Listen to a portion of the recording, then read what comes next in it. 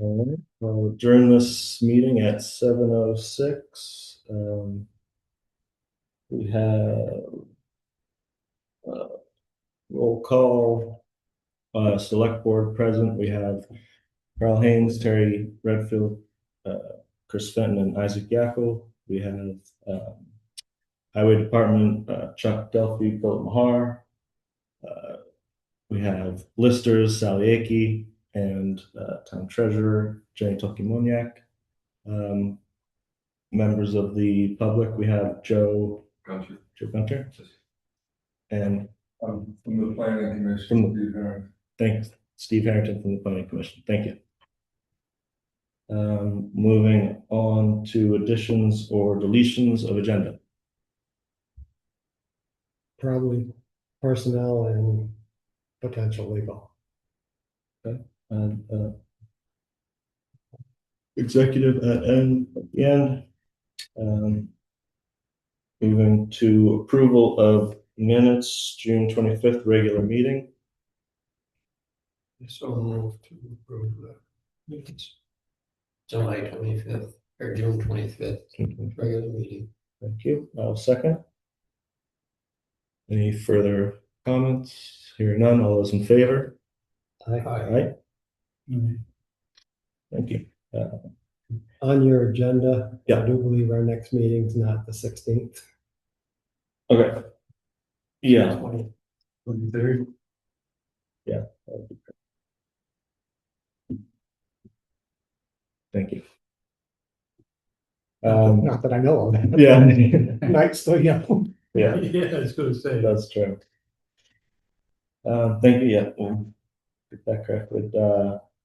Public comment? Yeah. Thank you. Joe Gunter, 70 Donahue Road. I wanted to let everybody know, if you saw in the paper, that I am taking a separate job up north, but I know how rumors spread. And my wife and I are staying in Middletown Springs. Love Middletown Springs. We made a lot of friends when we made it our home. And I wanted to say that publicly. So I don't want people to think we're leaving. Some people may want us to go, but you're stuck with us. I also wanted to thank Chuck for coming up and looking at my road. Our road is fabulously maintained. You came up to look to see if you could do something different with the snow. As he's pushing back in winter last year, it was tough. So we're working something out up there. But I wanted to say thank you for that. And thank you for welcoming us when we moved in like 9 years ago. And that's all I have for you. So thank you. Thank you. Thanks, Joe. Glad you're going to be able to stay. Yeah, this is. And if we need any assistance with anything, are you available? I'm already. He's working from home. No. No. Thank you, everybody. Night, Joe.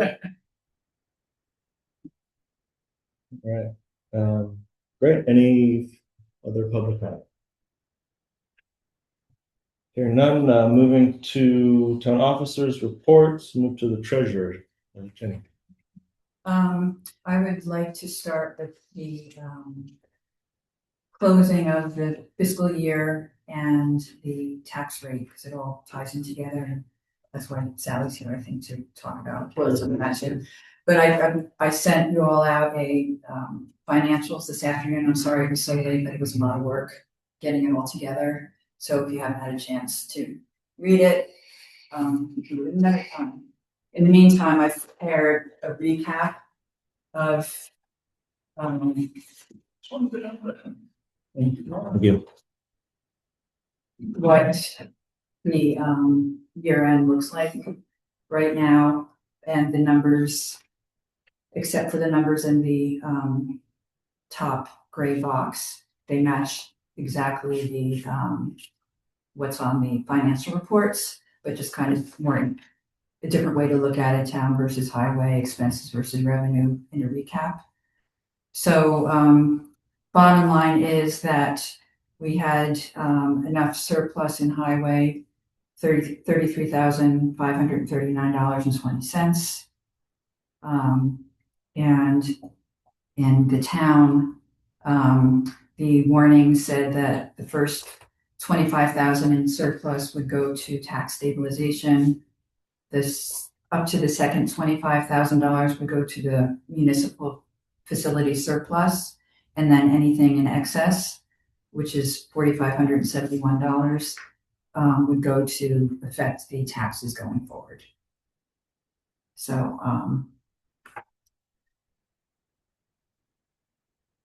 I think most of you have seen this recap before, but you can take it at your leisure. But what it does is it makes the expenses and the revenue wash to zero, which is the goal.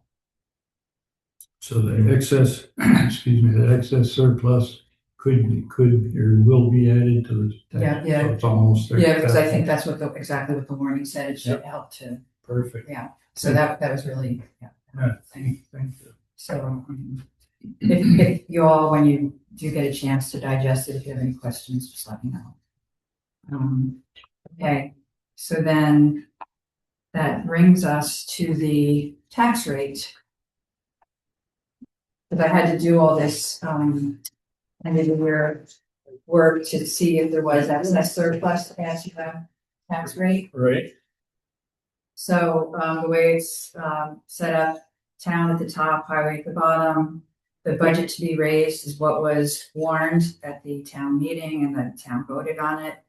In the town part, the allocations are the extra allocations: 10,000 for the library, 86,000 for the fire department, and 39,700 for the rescue squad. And then I added the line of the excess surplus, so that will reduce what we need. So for the town and the brand list that Sally just printed out for me is that 922,263 number.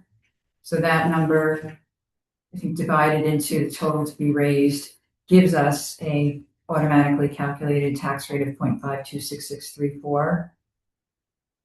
I rounded it to 0.5270, but we could go exact if you guys want. It's always nice to have a little cushion to cover things if need be. Highway was very simple. The budget to be raised is what was warned. The calculation comes out to be 0.473618. I rounded it to 0.4740.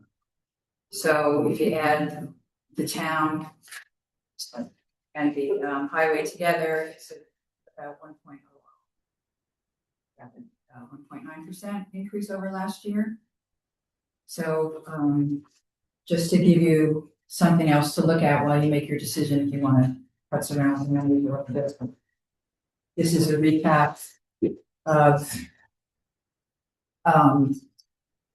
over the years how the town and highway tax rates have progressed. How there's homestead and non-homestead education rates. So interesting. So the homestead rate for education is 1.519 this year. It's down from 1.5421, which is great. Non-homestead is up. But if you look at the very bottom where I have the row that says homestead, look all the way over to the right. So the homestead rate plus our town rate, based on this tax rate projection, would be 2.520. And last year it was 2.524. So we're a tiny bit down.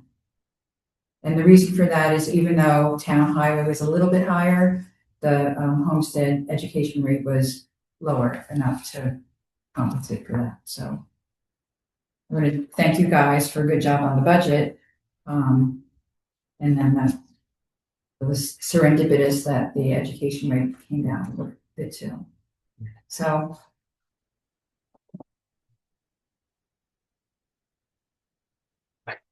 and then last year we played around with the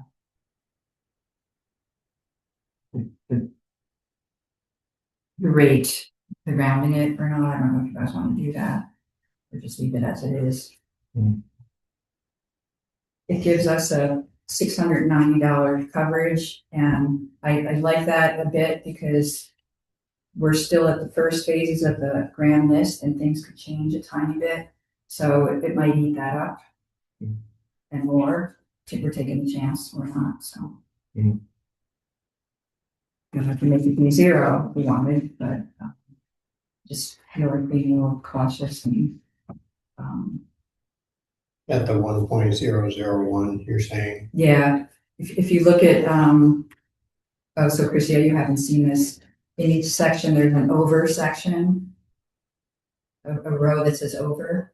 Oh, So, if you look at the town, it's 337.63, 337.63. Mhm.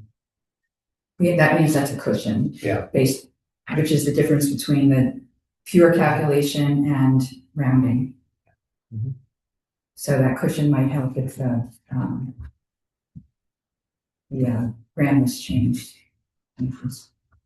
I'll make a comment on the grand list and the reason well, it's always variable that it might with homestead declarations. But the bigger is the exemption for current use. And just recently, the current use department did make the statement that they are, their goal should be that they should have reviewed all of the applications for the year by the time we're getting ready to print tax bills. And they still have over 900 applications that have not been reviewed.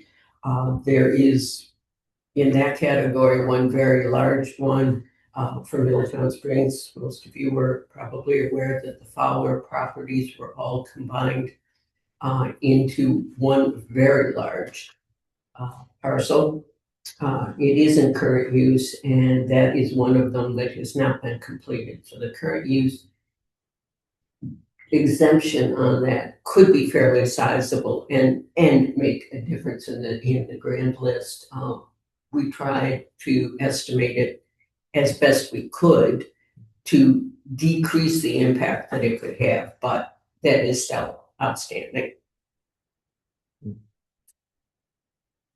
So considering that, maybe we want a bigger cushion, or we're good with this one. Last year, the cushion was $280 for both.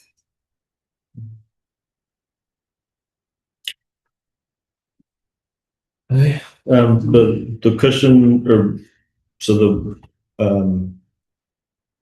the guess that you and the listeners took at that is within this $600 cushion, you think, or should we be cushioning? It's within the grand list of Yeah. 92 to 263.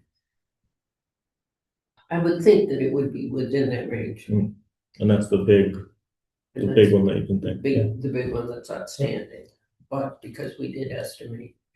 Was there more property petition to be included, or was it just a combination of the multiple parcels?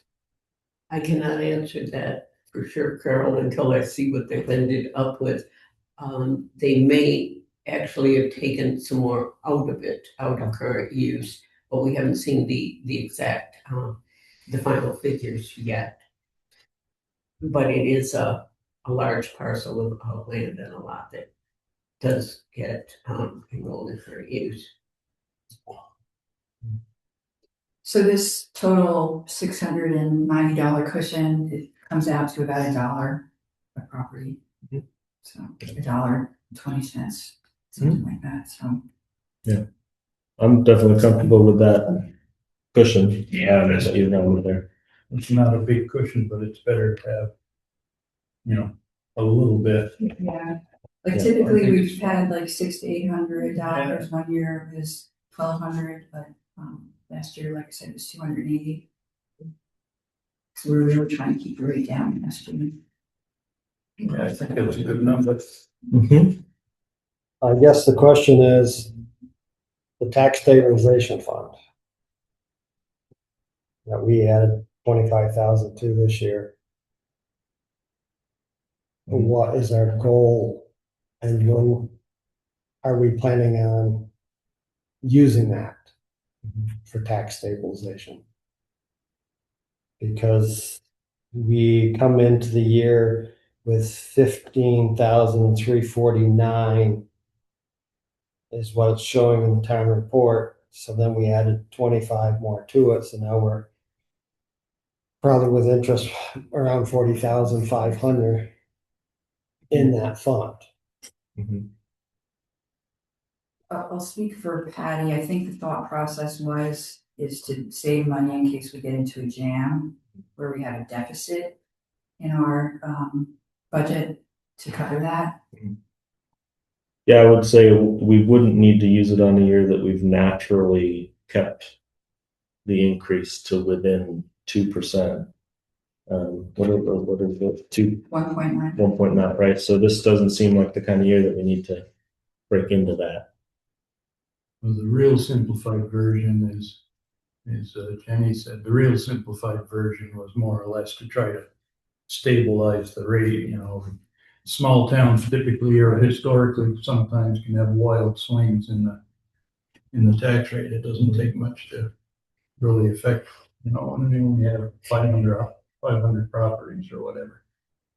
So yeah, the goal of that was to try to keep it more or less level as much as we could. Yeah. But I don't know if we ever, I think last year we might have taken 10,000 down or something. I It don't was just remember. 5. Or maybe it was only 5, yeah. I don't know if we ever really discussed a, you know, ceiling, but it's, to Carl's point, it's getting 40,000 is a pretty good number. I mean, I can see why taxpayers are gonna question that. You know, when are you going to use it? You know, and if it's for tax stabilization, it's gotta be inputted on the tax rate, you know, at the time of setting the tax rate. So using it for any other purpose is not what it was Right. voted for. So now's, you know, if we're not gonna use it, that's fine, you know. So was the Maybe we- intent to have, Now's the time for the discussion. was Do the, the warning maybe for next year to reduce it or not have. Didn't we just increase it to 25 from 5? Right, we just increased Yeah. it this year because we wanted to try to have control over our taxes. so the intent was to have a little bit more than 25 in there for an emergency? Or was it to have more than 5,000? Well, we never know. We increased it to 25 just in the event that we, for whatever reason, had a good surplus. And then I think that was also during the time when, and it still is happening, the state of affairs in the economy are up and down, and if gas goes way up, we pay for that. Supplies, if they go way up, we have to pay for that, and that will go over our budget. So we might need to have that cushion to offset that next year. So it's just where, we don't know what's gonna happen, but we know that there's a lot of volatility going on right now. Very unpredictable, yeah. The way it was worded previously was this extra money went into the building fund. Yeah. You know, so that's where it was all sinking into. And most of those different building funds are in fairly good shape. So they transferred that monies from that to a stabilization fund instead. Yeah, in the past, the town surplus, we're carrying 270,000 in that fund. Yeah. So it went into tax stabilization and reduced that's going into that fund, because that was capped at 50,000 before the taxpayers got any relief from any extra income or reduced budget. You know, they're getting 4,300? 47. They're 4571 of it, where there's additional 50 being put in between the other two funds. So the taxpayers benefits only $4,500 of the 54.50. So we could lessen the tax rate a little bit, but it's not. The school saved us again this year. The school saved us last year for any increases. Yeah. When the reappraisal happens and our CLA gets back to 100%, it should help with our homestead tax rate, the penalty portion of that, for the portion that we're under assessed now comes into play on that side. So it should ultimately reduce this, after the reappraisal, reduce the tax rate. So Again, reminding you, the reappraisal is set to start in July of 2029. Yeah. Right. so What? 2029. Yeah, I think for all intents and purposes, this is virtually level funded, so we're in good shape. Yeah. But I think I would not like to see that surplus fund grow into a big number and then use it all in one year, because that would be a false lowering of the rate.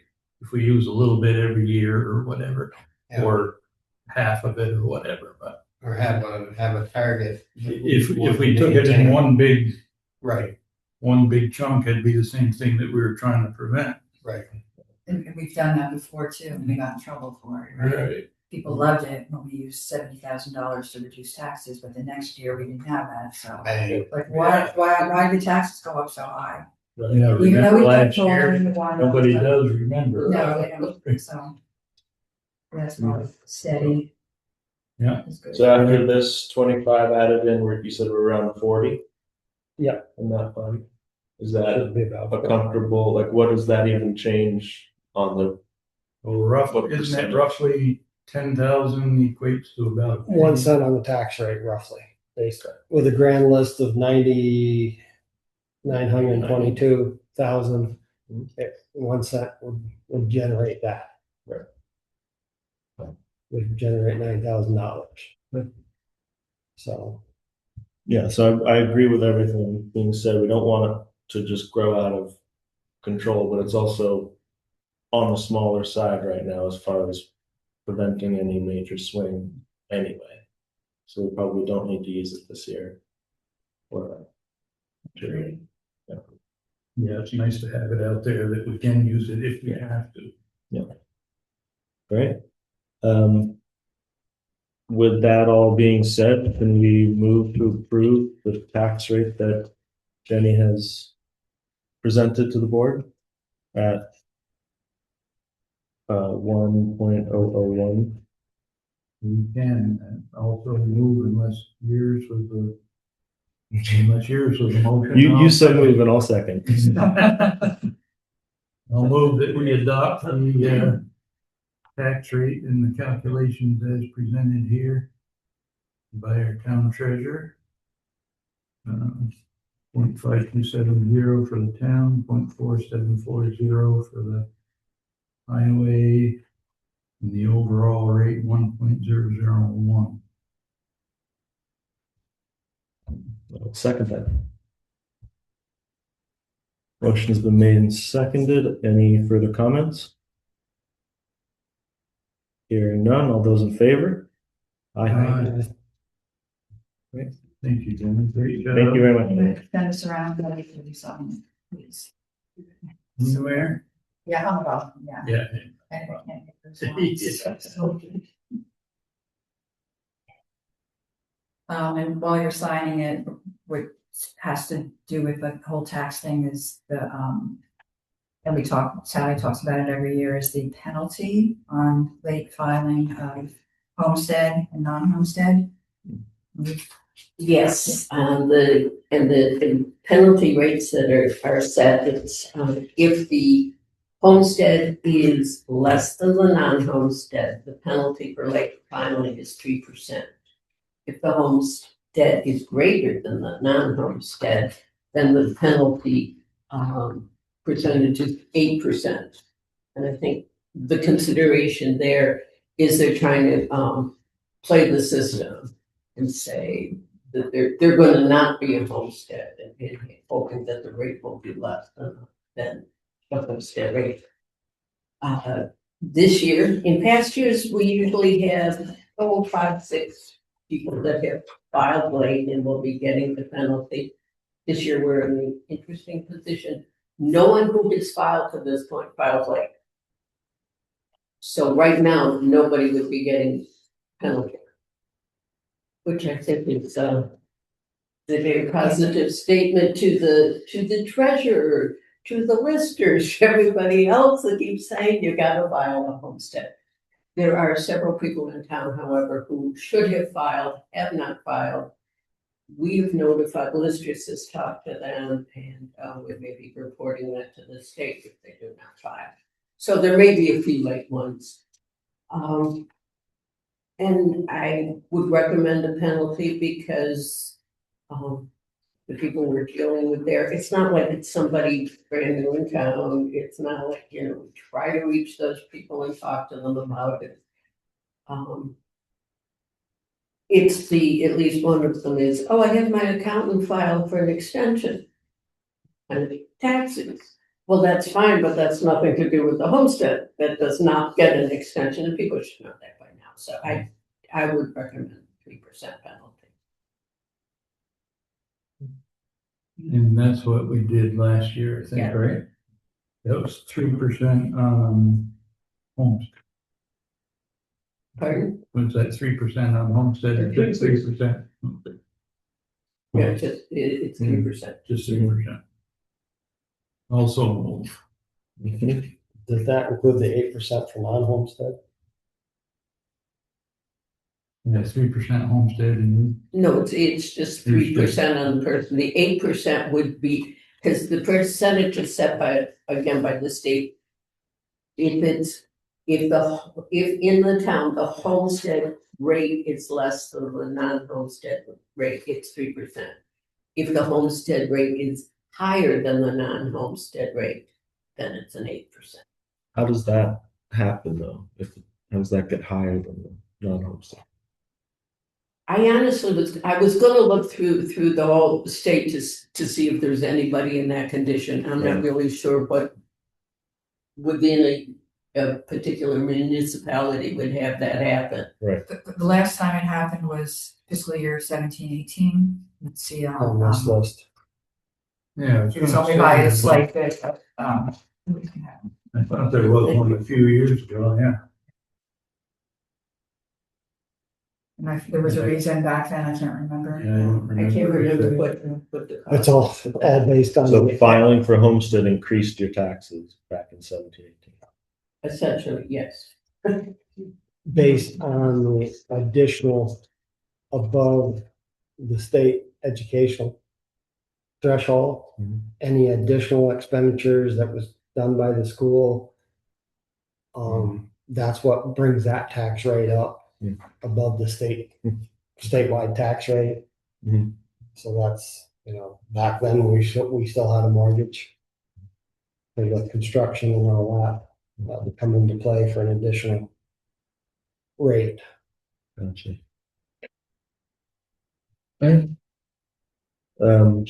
Yeah. I will second Terry's motion for the 3% homestead tax delinquency. Motion's been made and seconded. Any more comments? All those in favor? Aye.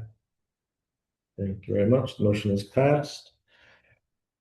Where are we at? Actually, and Terry, I did forget. Crystal is on Zoom. During roll call. I've got another. You have another thing. I've got another thing. Yeah, I know, it says credit card policy under town treasurer, sorry, I didn't, speak up, you were asking if there are any changes, but maybe it's not necessarily a treasurer thing, maybe we can move it a little further, okay, thank you, thank you very much. Great. Would you like to continue, Sally, with? Okay, here's a condition. The town clerk got information from the state and was really quite confused as to what they were supposed to, what she was supposed to do about situation. But the legislature has created a new category of real property. We have land, we have houses, and now they have created a telecommunication category. What that meant for our town last year, that we had four parcels that now had were identified as having telecommunication.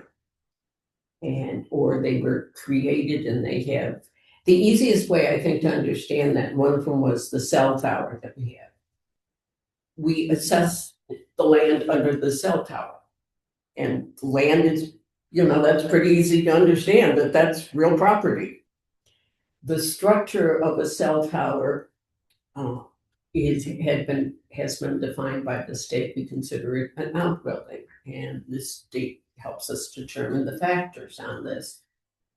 Now they're saying that the equipment held on the cell tower, that is now considered liable for real estate property tax.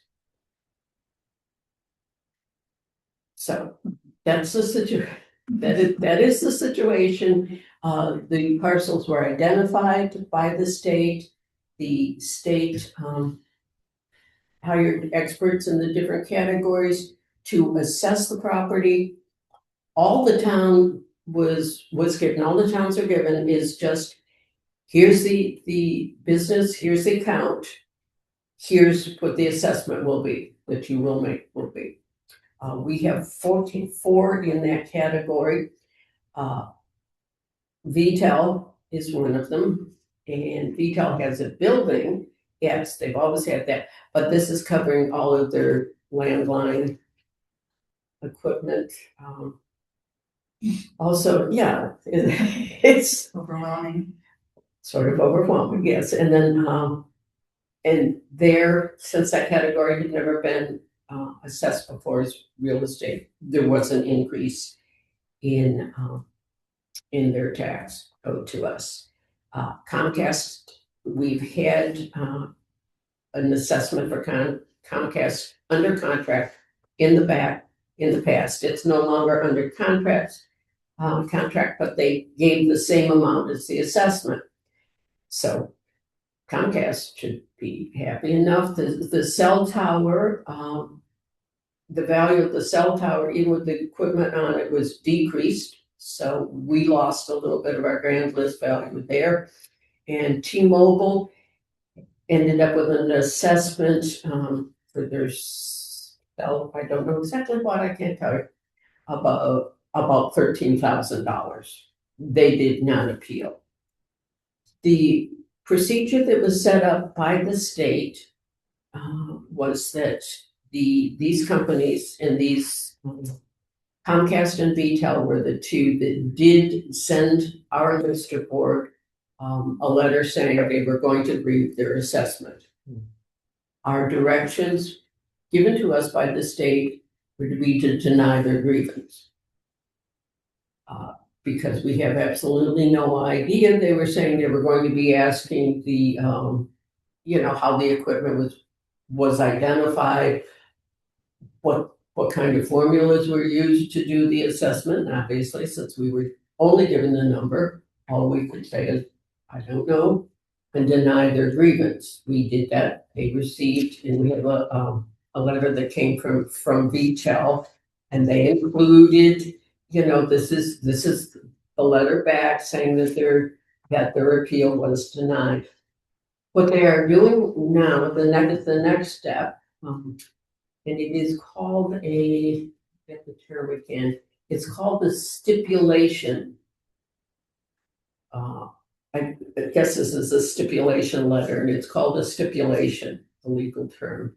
So what they are now doing, everybody following the state directions, is that the logical progression, you agree first to the Lister Board. If they deny you, you have the legal right to take it to the Board of Civil Authority of the town. If VTEL came in and talked to the Board of Civil Authority in this town, you don't have any more information than the listers had, so there's nothing. So they're saying in this letter, they are saying, rather than take everybody's time, including the time and the cost and everything, to the municipality, they have this stipulation, and I don't know if we really need to read it into the year, but essentially what they are saying is that instead of, this will be considered like the appeal to the BCA and the denial. You by signing this will be saying that the BCA denied the grievance, and it will go directly to the state where it belongs, because the state is the one that decided on the formulas that were going to be used and the equipment. So, and there was a question already asked me, since this is from the Board of Civil Authority, if you read the directions by the state Department of Taxes, apparently there was not very clear specification within the statute that created all of this as to who should sign this letter of stipulation saying, yeah, the BCA is just going to say no, so keep going to the state. So the Department of Taxes has decided that it will be the chairman of the board of the select board by each town. So Where's this cell tower that's supposed to be in Middletown? Most it likely. is. I thought that was in Timoth, No. Timoth had zoning that wasn't allowed in Timoth, so. and I thought we voted down not to have cell towers in this town too, No, 20 years ago. no. It was just regulated, so it's- Okay. when the town line got moved, that portion. Oh. Oh. So we moved the line to make it okay. Okay. You voted on that. Yeah, I kind of figured that would happen.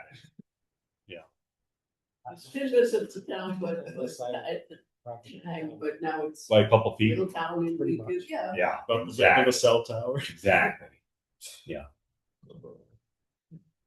So Yes. barring the chairs, is the vice. Yeah. Yeah. Vice Chair. So You may sign. that will be, so you may sign, print in this, I guess, sign your name, print your name, put the title, and, Do we need a motion for that, or is it just the formality that? It's supposed to go before the property evaluation and board or the. for the state is what. That's. You're all moved to have No, it would be in PBR, it should go to PBR proposal. Isaac as vice chair, acting chair, sign this stipulation regarding appeal to BCA. Second. For the, to go to the state of Vermont. Okay. Yeah, you want to give it The listers will mail that. Thank you. The motion has been made and seconded. Any further comments?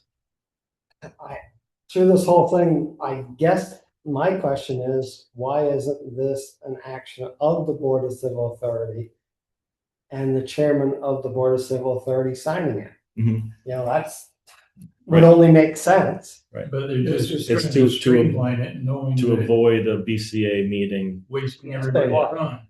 And so these are the directions that are coming Yeah. from PBR. Yeah. Yeah. And that's all we've done is just Follow the directions. both the directions, because none of it makes any sense. Yeah. I don't understand why if that's the case, then why they appeal to the town. It should just short circuit right to the state. You would think that that was not That's just stipulated in the statute, that Stipulation could is have been, put into the statute that you would, but the property does come under, it's part of the grand list of Middletown Springs. Well, hearing no other comments, all those in favor? Aye. Aye. Aye. Good luck, thank you. Yes, if anyone would like to read that, I will have a copy of it. I got sent it out. Oh, pardon? I think I got one of the ones that either you sent out or Patty sent out. Yeah.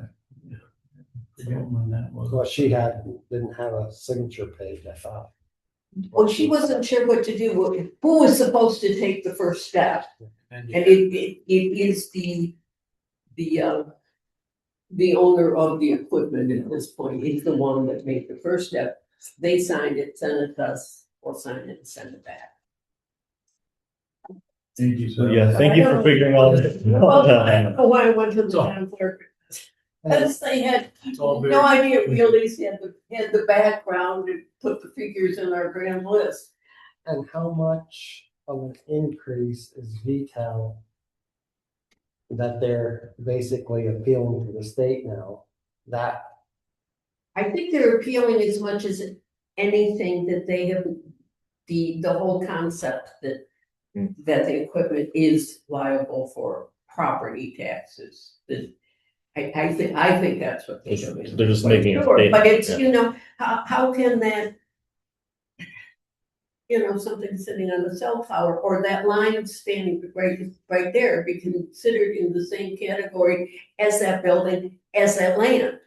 It's different, but that's. but how much is their appeal based on? Because that actually comes back and affects the grand list, which affects their tax income in the future. Are we If they were to succeed in their appeal. Yeah, are we talking $20,000 increase for VTEL, or are we talking hundreds of thousands? No, it's not hundreds of thousands. No, Because that we got, that's just for. yeah, but what, I didn't know what. I can print it out. I tried to print out the report, it didn't print. I can print out the report. If you are interested, I can do it right now, or I can get it to you later too. Are they listed in those books? No, not yet. And actually, I don't think, no, the VTEL will not be, because again, that's done by road, by parcel ID number. They have sort of a made up parcel ID number. Dug up on that one. You don't have a parcel number and a locational address for every hole in town? Yeah. That would push things over the edge. GPS. All right, thank you very much. Thank you, That's Scott. all the listeners. Thank you, sir. Moving right through, I have Crystal on Zoom, but I'm wondering, Steve, do you want to, what do you have for the? Yeah, I need to just go over, I'm not gonna say hopefully deeply, because that was just. I need to just review with the select board what the process is, the review and approval process is for the town plan review. Okay. So do you have Patty left some copies in the select board's box?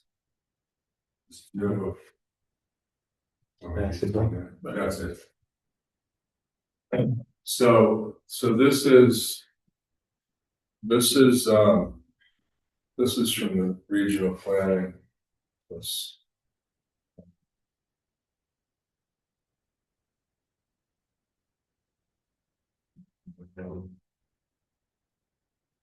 Yeah, we only have one copy. Copy for everybody. But the revisions to the town plan, which are, way past their deadline, are done apart from like some minor, just kind of editorial tweaks to it. There's nothing like outstanding in it at all. The regional planning Commission has looked over it and it appears to be all copacetic with respect to state requirements. For it, the enhanced energy plan that was done is embedded in the document now. That's something that we didn't have before. That was a new thing. So the enhanced energy plan and the town plan revisions are all bundled together into one 80-page document. And so what happens now is that the planning commission has to hold a public hearing and send out copies of the draft plan to abutting towns and back to the planning commission's seen it already, but it goes back to them, and then people who've requested notice in writing, Department of Housing, Community Development, that has to go out in advance of the public hearing. And then once that happens, if there's any remarkable revisions required, we go back and fix those. And then it goes to you guys. You guys reiterate that process. You have a public hearing. If there's any revisions that come out of that, it goes back to the drawing board again. And then if it goes through that hoop, then it proceeds on to a vote, which hopefully would coincide with the regular voting in November. So we don't have to have any kind of separate procedure and count involved. So I went over this with Robin the other day. He thought it would be better to just, you guys will all review the document in your own due time. There's nothing in it there are no major changes to the town plan as it's been. The last one was in 2017. There's some minor stuff, but nothing like earth-shattering sensibilities expressed by residents in the town survey. We're not that, different than in previous surveys. There's some new information because, with infrastructural stuff. And we'll probably have to put something in about the town garage just to bring it current. Because that was still kind of in play when the revisions were done or drafted. And the energy plan also was done. We contracted that out to the Regional Planning Commission, and they had gotten that done. And that document is really, as you'll see when you get it, the utility of the enhanced energy plan is not in any sort of details that are in it, because most towns have had some kind of trouble with the data that has been generated. That's under discussion in the document, but in our opinion, it was really that's all kind of irrelevant because it's so subject to change over time anyway. The main utility of the enhanced energy plan is it just gives the town standing to speak on issues of energy development if something comes up is consequential. So it has very little to do with people's private properties and stuff like that. It'd be more like if somebody proposed ridge line wind development or something like that, it would give the town itself a stronger legal standing to weigh in on the that's really its main utility. It's not really the details are there's nothing in it that's prescriptive. We're using data that's been generated. It's best guess data. You'll see that when you read it. I think people get energized about that because they think that data is actually going to mean something specifically on the ground, and I don't see it. So So anyway, two-stage process. It has to go through, the planning commission will do a hearing. Any revisions, I can't see that much coming down the pipe for that. And then it goes to select board, they reiterate that process. And then once it goes to you, then we can put it up to a vote. So hopefully it gets bundled with the November ballot and we're done. It's a 30-day warning period, is that what you said? It's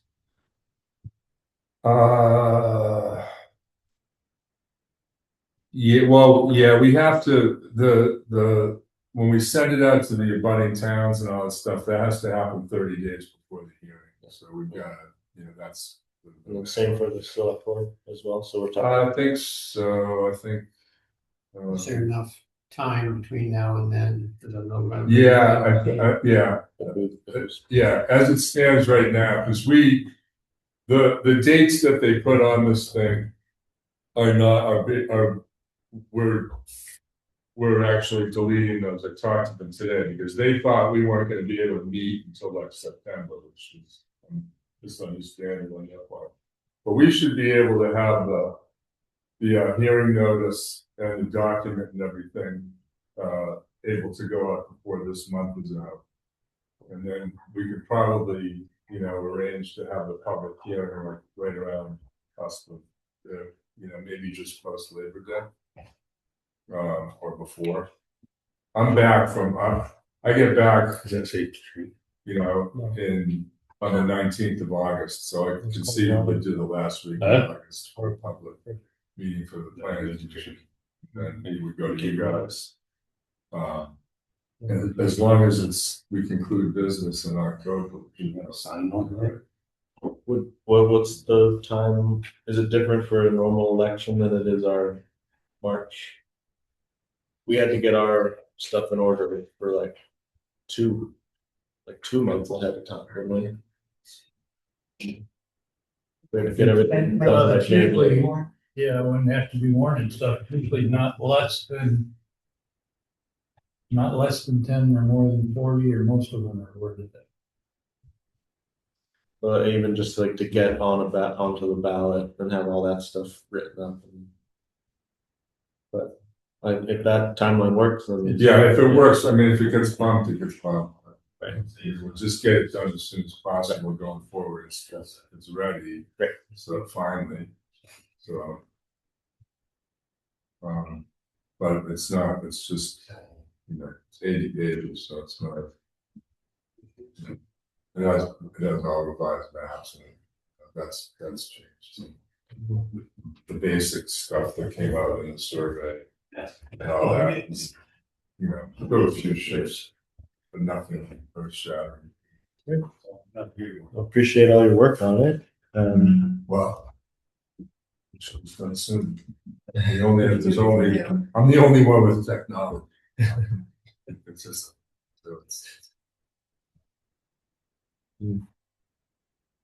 slow it down drastically. But this is here. If anybody wants to look at it, I just ignore the date because he was operating at a different time. So what is that? Is that the timeline or is that the procedure for the timeline? Okay. Yeah, this is the review process, approval process. Right. Okay. Thank you very much. And all right. The actual town plan, do you have that available yet? Yeah, if you want to, I'll need a couple of days because I just need to finish up these tweets. With the regional planning people are formatting the document for us. And as they've been doing that, they've been making sure that whatever we have in there is in conformity with whatever regulations got town plans. So they've already kind of, it's pretty much clear with them. That's already done essentially. And so I have to make a couple of editorial changes. It's just verbiage related stuff. Then they'll clean it up and it's ready to go. So if any of you wanted to look at it, I'm happy to, I can email you a copy or I have that. The only issue that we run into, it will be a hand counted vote in November. But we have to post that not less than 30 and not more than 40 days before that vote. So we lose 30 days on that end too, so I don't know what date in November that vote is, but it's that same date in October. This Yeah. all has to be completed by, Type. and the warning drafted. And we have to do our part to get it on the ballot. If not, then we're back into March. Yeah, Right. So, Which is plenty of time, but it'd be nice to do it in November and be done. So the goal would be to do it in November, but we have March Not as less a, than as 30 a or more. backup. Great, thank you very much. which, I mean, if somehow something emerges that needs substantial, some piece of it needs substantial work, then that it's gonna get bounced over anyway. I mean, I think as far as they're concerned and from what I've seen, it's. It's, you know, in the old days, we just rubber stamped the old one from I know, right. 8 years Yeah, ago. it wasn't, I mean, it's just, And it's that, mostly just adding up current information.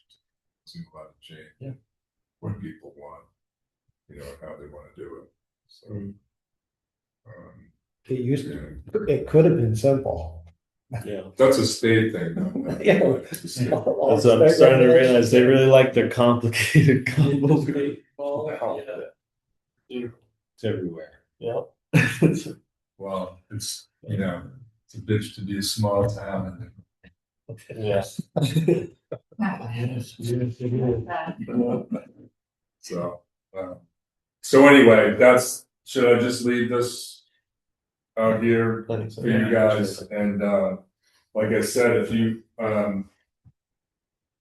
by Monday, I mean, if you look at the copy that's there now, it's not going to change much by Monday, but Monday it should be free of any kind of sidebar comments and stuff and highlighted things.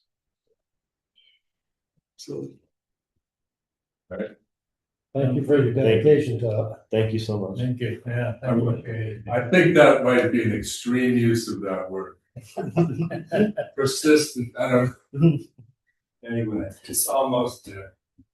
Thank you for your patience. Have a Thank good you. night, Thank guys. you. Take it easy. All right, great. Thank you for waiting. Crystal, are you on line still? And do you want to give? Yes, can you hear me? Yeah. Give Jenny Yep. a chance for a credit card? Oh, Great. Oh, You're welcome. Stay as long as you you want. want, okay. Yeah, go ahead, Crystal. okay, Sorry. okay, great. So the building continues to be built. The new updated end date is now July 31st. Bumped out from the 19th.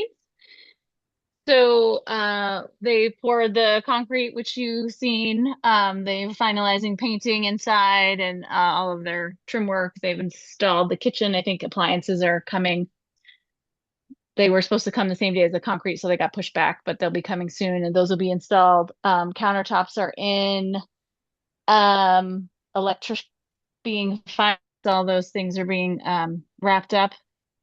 So I think their big things are waiting on the final hand railings being installed and the paving folks coming and the lighting system getting finalized, as well as the internet. The lighting system requires internet, so internet's coming on tomorrow, and security, and those folks also need internet, so they'll be coming also in the coming weeks. So we have as of probably the end of June, actually, we exhausted the MERP grant. So we've gotten the final paperwork from them that grant is finished. We'll submit our final report this month. As of the check that we wrote to Naylor and Breen today, we've exhausted the larger grant as well. So we are done using those grants.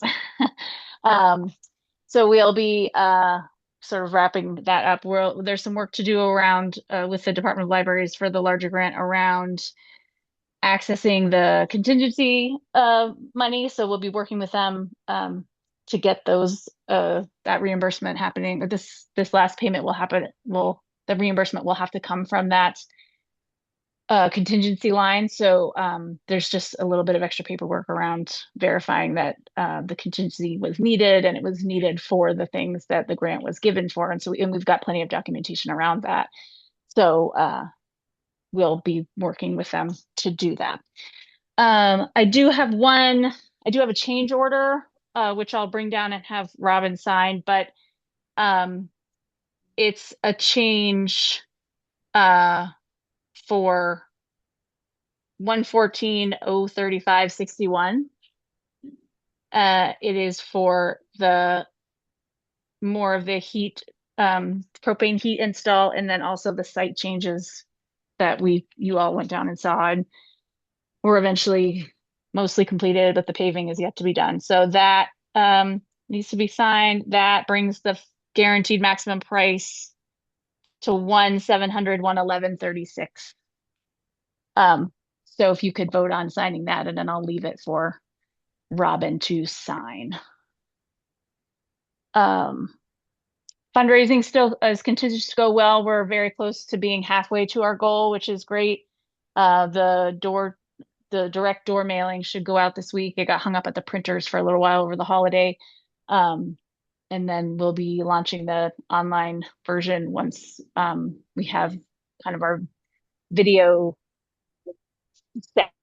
Folks volunteer, and we paid some folks to do some videotaping of interviews and to do some social media spots. So we'll be launching those once they're ready. And so hopefully that will be a productive effort fundraising wise. I think those are the highlights. Any questions? So what was the total on for the change or the change order there? The change order is 114,035.61. 114,035. Oh, wait, I'm sorry. That's the new total. I'm sorry, I looked at the wrong line. That is all of the change orders total up to this point. This change order is $35,674.75. Apologies, I looked at the wrong line.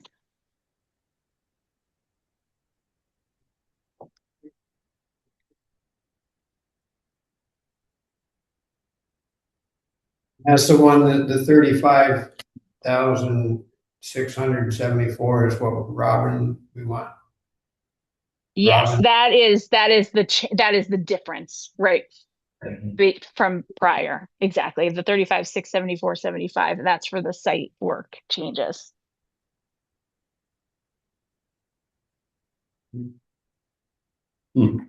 Question. Answer.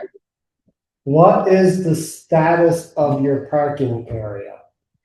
The status of the parking area is that it is the part that is to be parked on. It goes. What's your question? Fabian still doing the reground asphalt on top of that stone? Yes. That is my understanding. I have not heard that they are not doing that.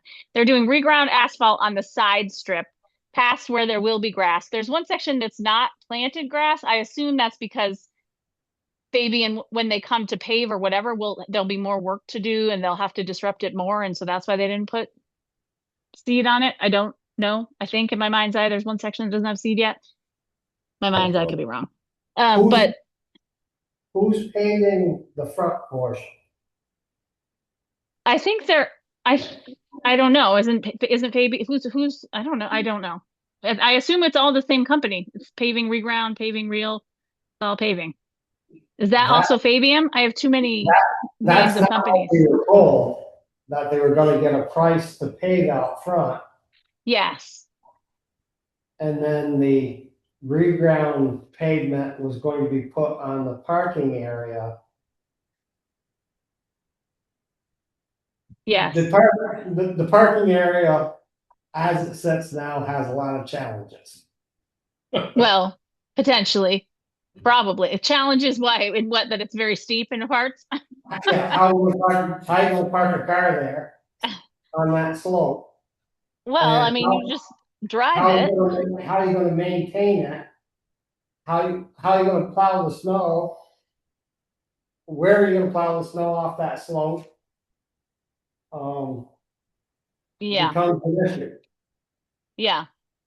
So, but the reground asphalt that was talked about being used for the parking area is still in the works, right? That is still the plan. That's my understanding. I've not heard that that's changed. And then the front part will be real asphalt pavement at 20 feet wide with parking spots and room to pull around on top of the parking spots. 4 parking spots, I want to say, plus a handicapped one um, as well. And then I Okay. think on the side, I think they have, I want to say 15 spots, but I could be, that could have changed Yeah, that floats.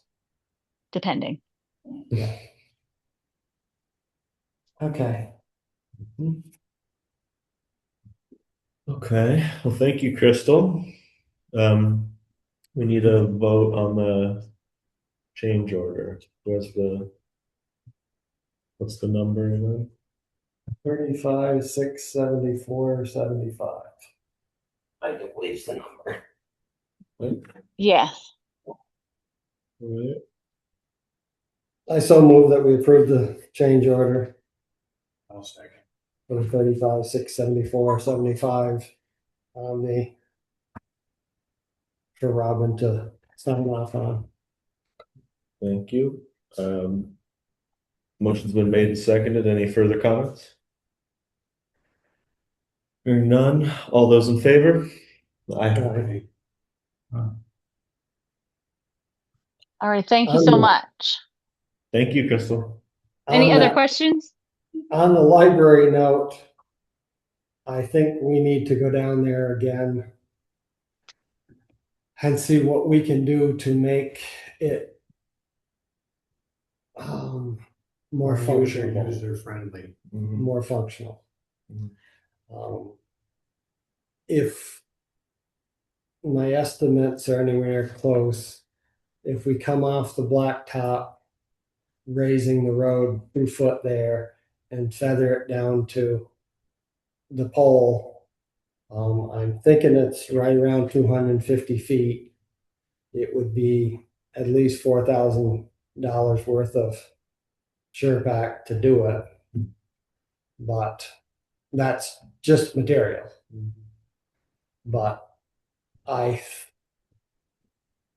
think that needs to come into play before their ground up blacktop is applied. I was hoping that what was there was going to be the parking lot and we could work around that, but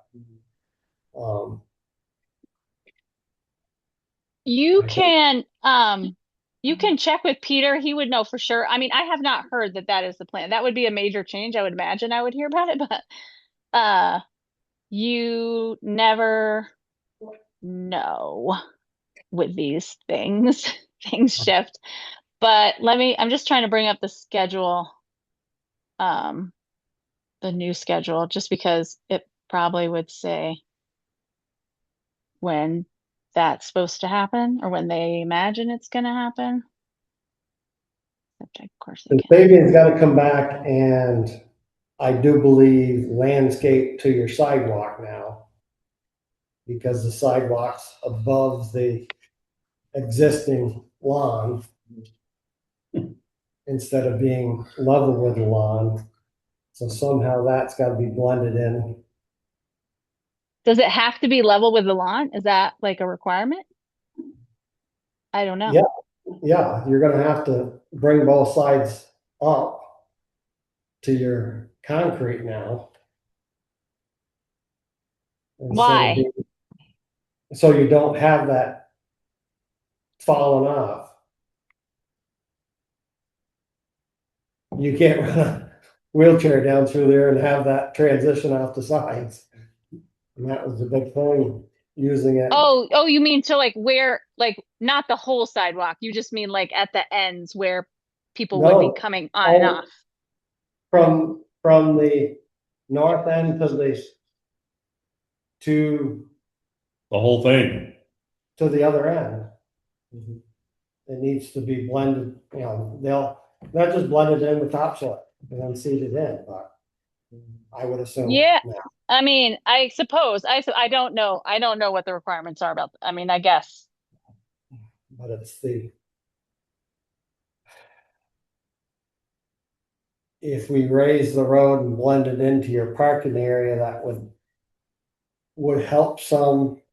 They should do the parking area and let us blend the road to the parking area. We could blend the road easier and they can blend the parking area to the road.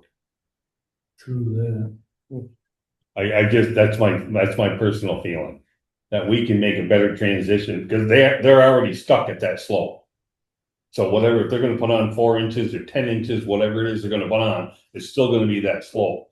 It's gonna be easier for us to blend that road to that parking lot and make it work for them. That's my thinking, Bob. I've been wrong before. With the, with SurePack or with this With- asphalt? With SurePack. I mean, I would do it with SurePack. It's a town road. I mean, we don't have any other ones that are ground asphalt, and that's gonna turn out to be pretty pricey. But whatever, I mean, whatever you guys decide. But that's my personal opinion, is that it's gonna be easier for us to blend the road to the parking lot and actually make it work for them. Than us putting the road in and then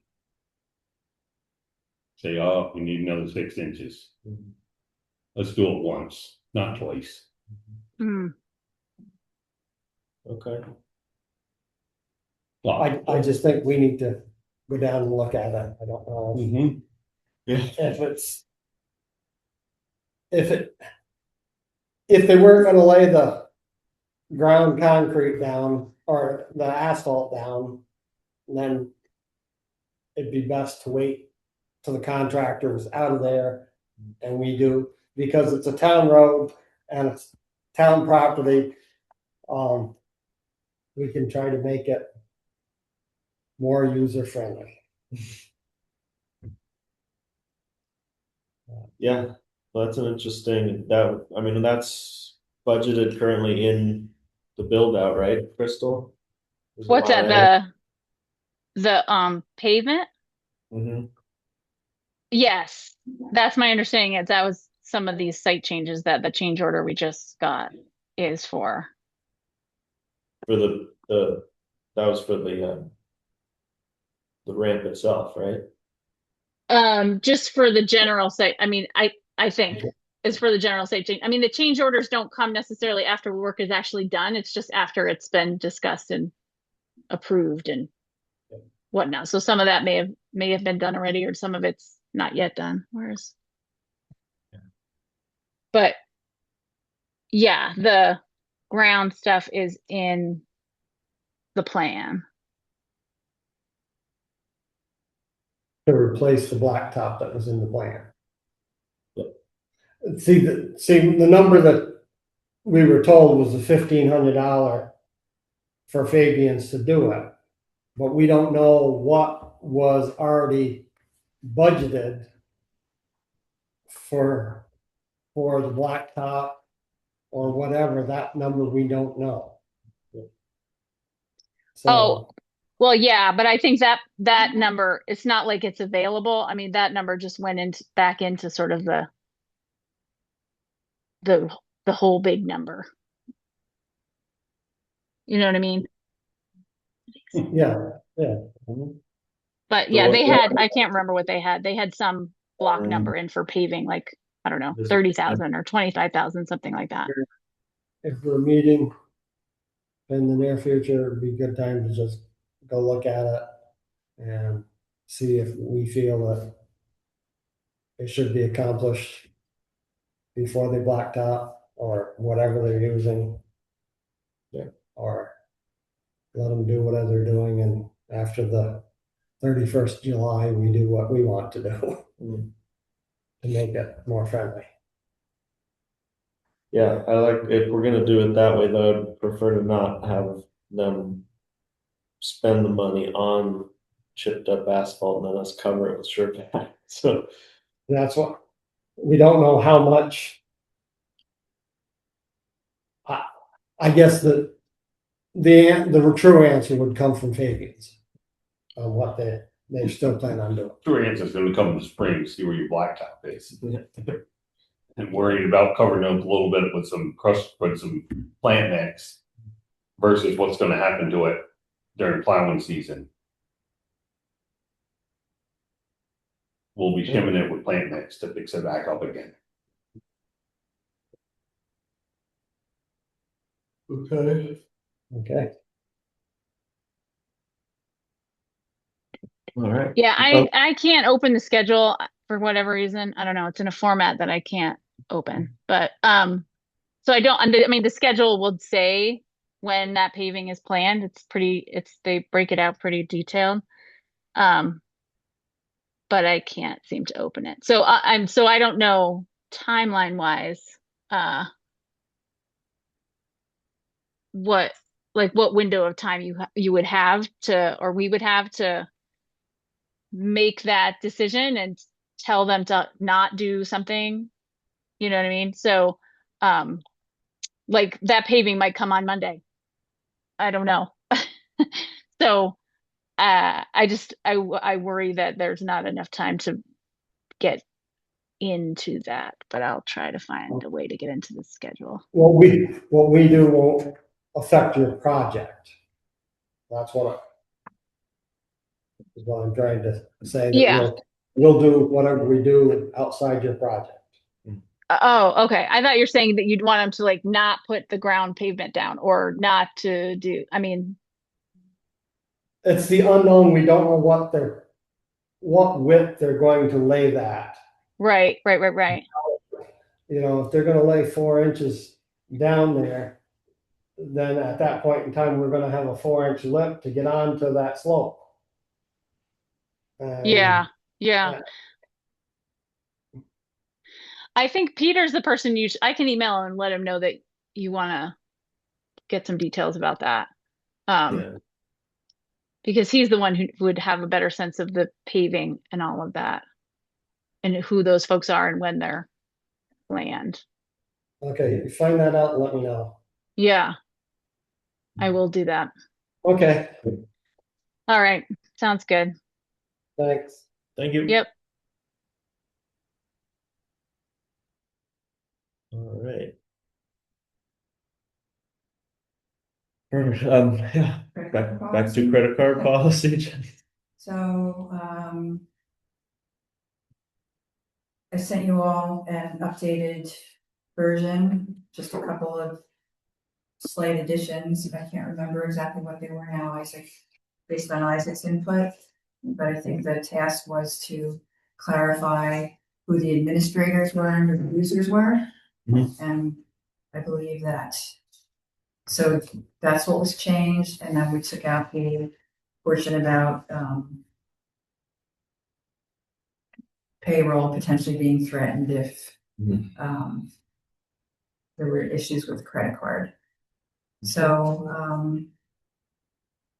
Yeah, I think, and then to Patty's point, she wanted to, I think, and what I tried to do is a little bit more clear, like, here's how how to use the credit card. right. An actual plan of like, you need to do this, you need to get select board approval to do this. Yeah, that's good.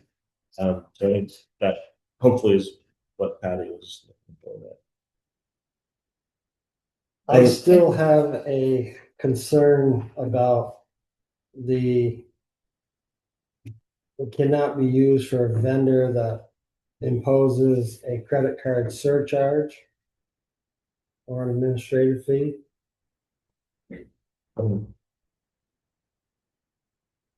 Mhm. Now, that's common practice now, that a 3% is assessed. Yeah. So, And that doesn't get waived with a tax exempt No. form. and some places you know it, some places you don't. Like, yeah, sometimes the state will even do it to you. You know, the store has a 3% or 3.5% surcharge on any credit card transaction. Mhm. It just rings into the register. The first of the year or whatever date it was that started. So there's a cash price and there's a credit card price. So it's as simple as that our credit card can't be used at the store because they assess this charge. You don't see it. It's all in the cost of the item. But some places it's an add-on. And most restaurants and stuff, it's an add-on. Most of the other places, I think, like you say, it's just part of the cost of the good. You don't even see it. Aren't you supposed to bring your lunch? Oh, yeah. But the thing of it is they, like in the auction network, if you use a credit card, there is that 3% add-on for that for the use. So Yeah. I think we have to eliminate that wording, or you just limited the use of having the credit card. Well, the credit card is, as it says here, is used for emergencies generally. So there are alternate ways to pay for things besides credit cards. Which are, Cash. if we have an emergency, how am I gonna pay for something? I said they're limited to emergencies. Mhm.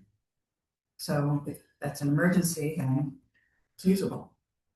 So the emergency supersedes the fact that there will be an administrative fee, Well, probably. you know, that's up to you guys.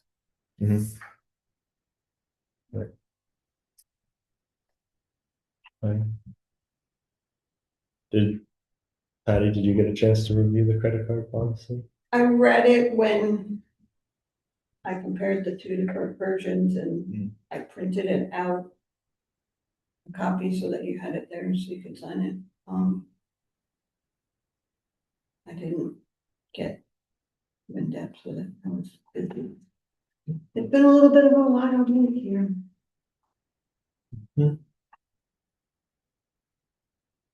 I do see what you're saying, Carl. That does seem to, basically makes it ineffective. That That one line. Yeah, that. But that's there because of the town's stance that we don't pay like extra fees and penalties and sales tax. I mean, the nature of a credit card is that those kinds of fees are kind of baked into it.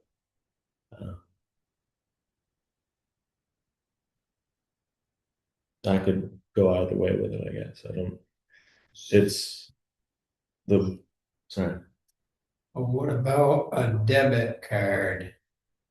Those wouldn't have a charge fee on it. But that directly comes out of your account. Right, you'd And have to have a separate account. you don't have authority for that. Most places, yeah, and for some reason, Jennifer, I know long remember, for some reason, debit cards seem to be much easier to hack. I was gonna say they're Right. way more fraud, like, Right, and your money's on the hook, not the credit cards. right. That's the difference. Yeah. That's why they give you a debit card, easier.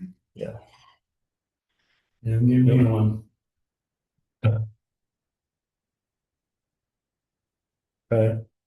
So without that one line, is not allowable for vendors that impose a credit card surcharge or any administrative fees. Either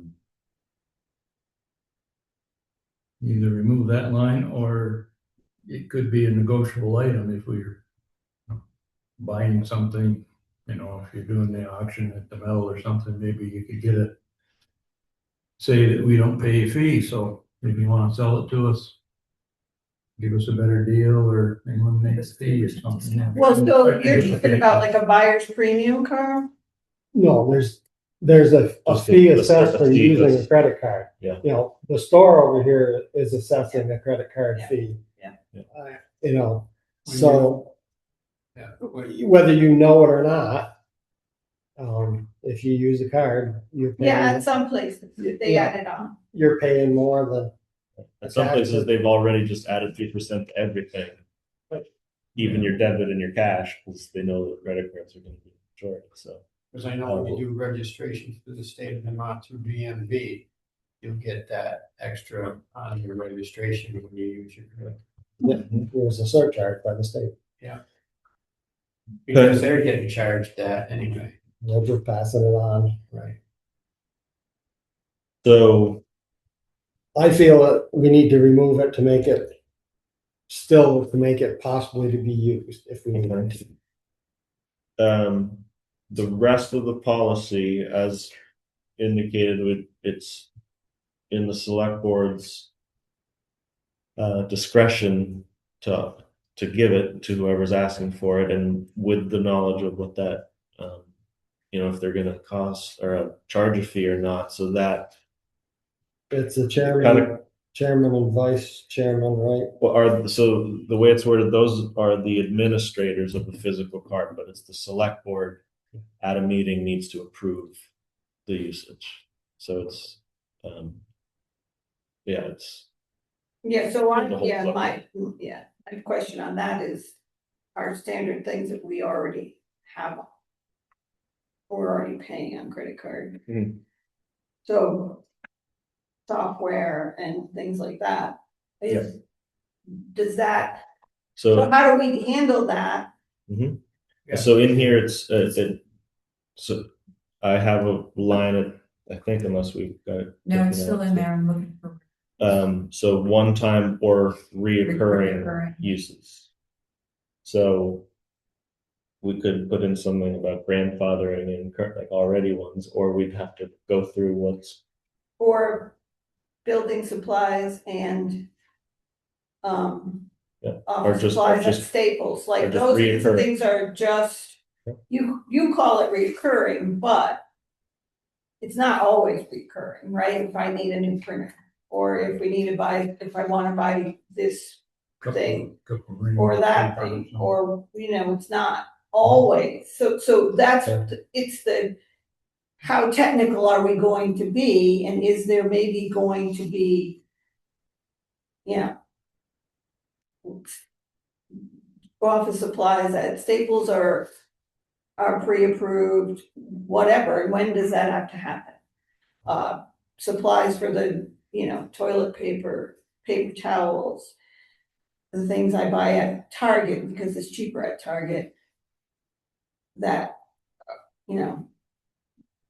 trash bags, whatever it might be, is that pre-approved, or I have to know that I'm going to place the order and request? So those are my questions in terms of the approval process, because I feel like we start out where the first thing we do is break the rule, because there's no way to not break the rule, because if you run out of toilet paper, you gotta buy toilet paper. And I can't wait 2 weeks for you guys to have a meeting. Well, is it just those kind of things? Cause we could say recurring expenses and office supplies. Right, and that's all, Within the I don't, budget, right. I mean, basically, those are the things that are, Come to mind. that come to mind, right? Like there's only one way to buy them. Water. And Well, water, I just bought it. Yeah. and the other thing is, It costs more to buy it from you can't buy it from any of those places because they won't ship it. is this for the new card assigned to the town / chairman of the board? Is the existing card going to be in existence, or is it gonna sunset? It's gonna sunset because it has my name on it and I don't want it on. Sorry. So- Yep. So Yeah. then, so Or the that option is. if we get another card. Yeah. Yeah, the other thing. Or we could transfer the chair's name to the existing card. Mhm. That might be easier than getting a whole new Yeah, card. and then you just issue a new card with a different name on it. But you may have to do that every year. Right. I mean, that's because we can't do it in the name of the town and no one wants to do it. So it's down to the select board chair, which is always changing. So it isn't just another along with the keys and locks every year. It's just another thing to forget. If they, Mountain up on Ball Hill. if they issue it. So.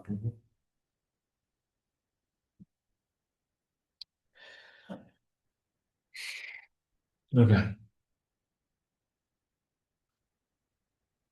So we've got possibly redacting or getting rid of the purchases not allowable for vendors that impose a credit card surcharge.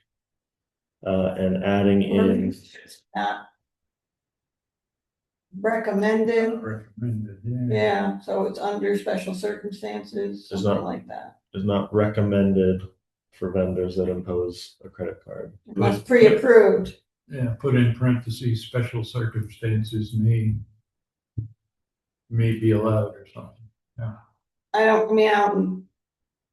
yeah, Or like Patty just said, maybe, yeah, simply credit card purchase is not allowed, but not recommended for vendors that impose a credit card surcharge or any administrative fees Mhm. unless approved by the administrator. unless the fees are been explicitly approved, right? Not just the purchase, but Mhm. that unless you would acknowledge right. beforehand that that's gonna be part of the price.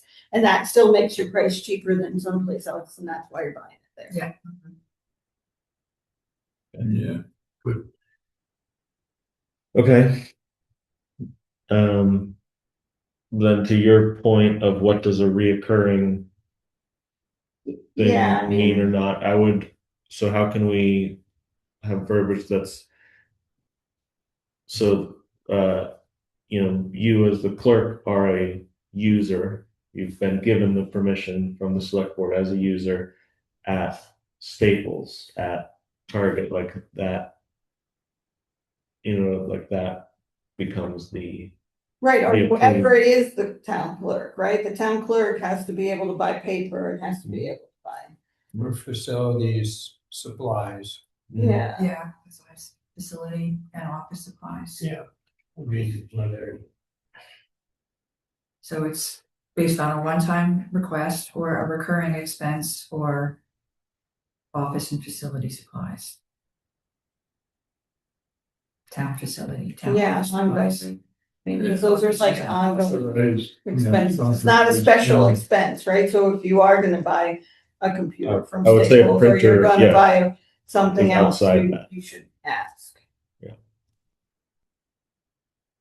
Is consumables, is that the right word? Consumable Yeah, maybe. office supplies? because right now Jenny just got a computer, but we've got an invoice for that though.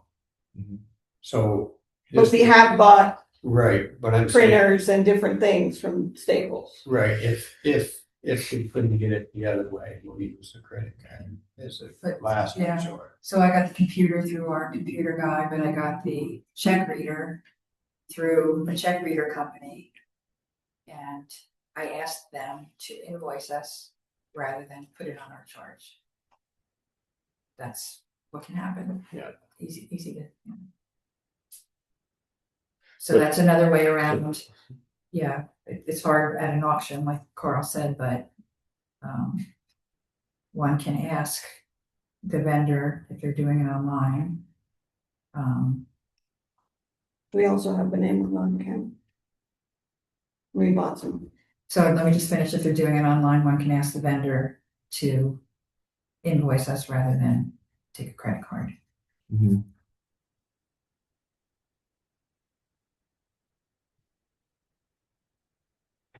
Okay. So is the select board will determine and authorize the user of the credit card at their discretion based on each one, time request or reoccurring expense or consumable office supplies. Is that what you have, Jenny? Like just adding that? I think it's, you need a companion document that is, here are, generally approved. pre-authorized expenditures for, because, the same thing could be said for not just this building, when the town now has a new town garage and it has a bathroom in it. Do they have to come and ask me to buy their toilet paper? Or are they gonna be able to buy their own toilet paper? I mean, it becomes. We'll vote on it. Yeah, every week. So it's, Single ply. because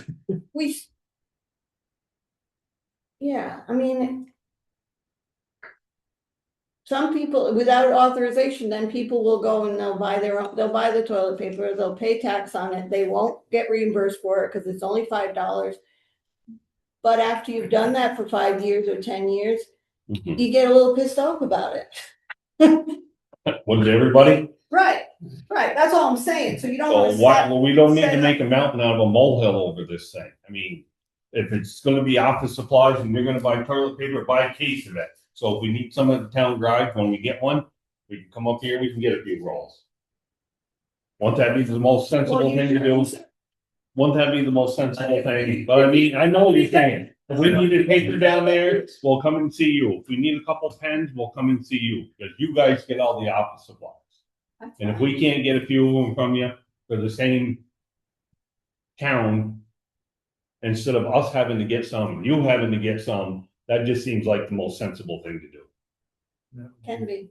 That would be far easier than trying to set up a whole separate procedure. Or I might come and get it from you if you. That's okay. If you have more, That's okay if you. if you have a bigger Help storage yourself. closet than I do, you might be You're more than storing the toilet. You're more than welcome. You can right down there, whatever you want. The door will be open. So you want me to tell you to bring it over? Take the mice out, but. Anyway, whatever. But it just, That's all I think is just another a separate list that says these are the, the clerk, the treasurer, whatever can buy these things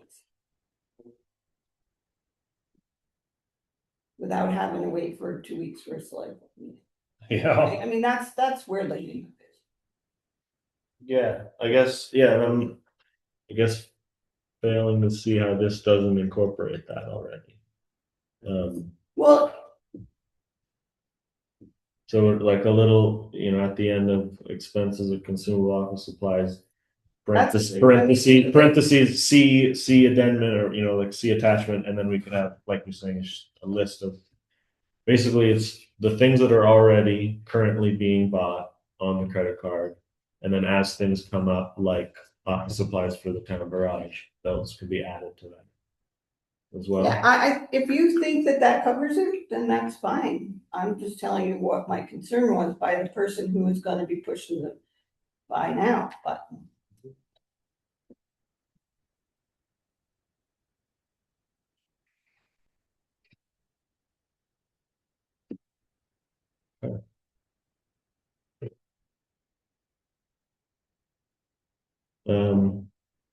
Still a work in progress. Yeah, I think I'd like to think about the wording a little bit. Mhm.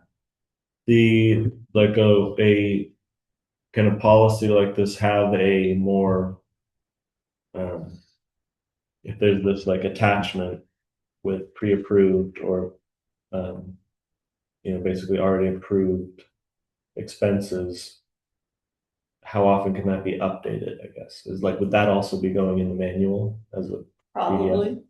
Okay, so it's not getting updated all the time. It's Right, it would be like a procedure, approved procedures or whatever, recommended procedures. Yeah. Okay. I mean, and the other piece that might go into a document like that is what is the chain of command or the process whereby if the town clerk is holding the card and the person comes and says the select board approved it last night at the meeting, I need the card, and the town clerk wasn't at the meeting, and there haven't been any minutes, and the town clerk can't go through a 3-hour meeting to see whether or not maybe this got approved or not approved. What the expectations are around something like that. Yeah, I was imagining that documented proof is basically you have to show the minutes, or either the minutes are out, or you have to show That or you have know the timestamp of the time it was approved. basically. Or the board has to, Send an email The board to has an the email. town Send clerk an and let email. her know. I Right. mean, just so that it's Yeah. apparent that there's a step that has to be taken, and it's not just assumed, I'm Yeah. gonna magically know what you guys approved at a meeting the day before. Mhm. I mean, cause you can imagine, they've already waited 2 weeks for you to get approval, so, or a week, or whatever it might be. They wanna make a movement And the then next whoever day. wants to use the card doesn't have to try and jump through a hoop to get approval because the board's already sent you a notification. Right. That's just part of the procedure. That's right. Clerk needs to be notified if there is a approved version, Mhm. if the clerk is holding the card.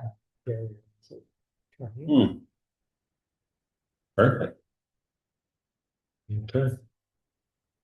I guess I came in at the right time. No, Yes, that's you not did. the fun. I'm glad if there was fun, I'm glad I missed it. The town plan, the tax rate, I the library. Believe me, I printed that thing at 4:15, so I knew the town plan was coming. All right. So I would say we don't make a motion on the credit card policy tonight, and we continue to tweak it with the current suggestions that are out there, It's gonna be another 2 weeks. at least. We just You- keep if you're going, lucky. we've been going, doesn't bother me. Yeah. So do you want me to add those things in and then have you look at it to see if it's So, yeah, I think what we're thinking? that'd be great. Thank you. And is the majority of the select board okay with removing the 3%? Oh, no, change that to allow. Recommended. Recommended, yeah. Yeah, I had that one highlighted. It's like sometimes they do that out of magic. And so everybody's doing it, yeah. You're darn Yeah, near. they do it automatically, you don't have any say in it, but they Right. tell you up front. Right, Oh, that's so you can give your 2% back. Mm-hmm. But you're paying for it anyway. You're paying 3, but you only get 2. Yeah, exactly. But you're happy that you get two then. Okay. Thank you all for your input on that.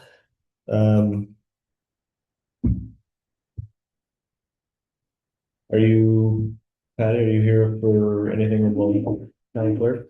let's talk to you about the, Probably the store maybe? yes, the store, I was gonna talk about the store. We have a. Patty can expound on this, we have a. You remember, we looked at this a while ago, the liquor license application for new owners of the store, and then the. Closing date was pushed out to July 31st, but we have a. Note from Patty asking, can we approve as of July 17, 2026? Other than that, Yeah, cause he may close next week or the week after, and so doesn't wanna wait till the next meeting, and he doesn't know exactly yet what the day is, so. We said the 17th, which is next Friday. And, then the way it works, although I didn't get to call Liquor and Lottery to confirm this, but this is what I remember from the last time I talked to them. Was that both entities cannot hold a license at the same time. So once the store closes, one has to release his license or give up his license, surrender his license, and then the other's license goes into effect. So there's no way for us to pick a specific date. You're just approving it, and as of the date that one gets surrendered and he owns the store the next day, the new one goes into effect. And I will be told that, and then I can put in his approval, or else I'm gonna ask Liquor and Lottery if it just sits in a queue and waits. I don't know how that works yet. But that's, so, talked to the guy today, he said that date was fine, it's not gonna be before then, because he doesn't have his water test. He can't send his water test in until Monday, so he won't have it back before the end of the week anyway, so the 17th, if you guys want to approve it. And it's a liquor and tobacco.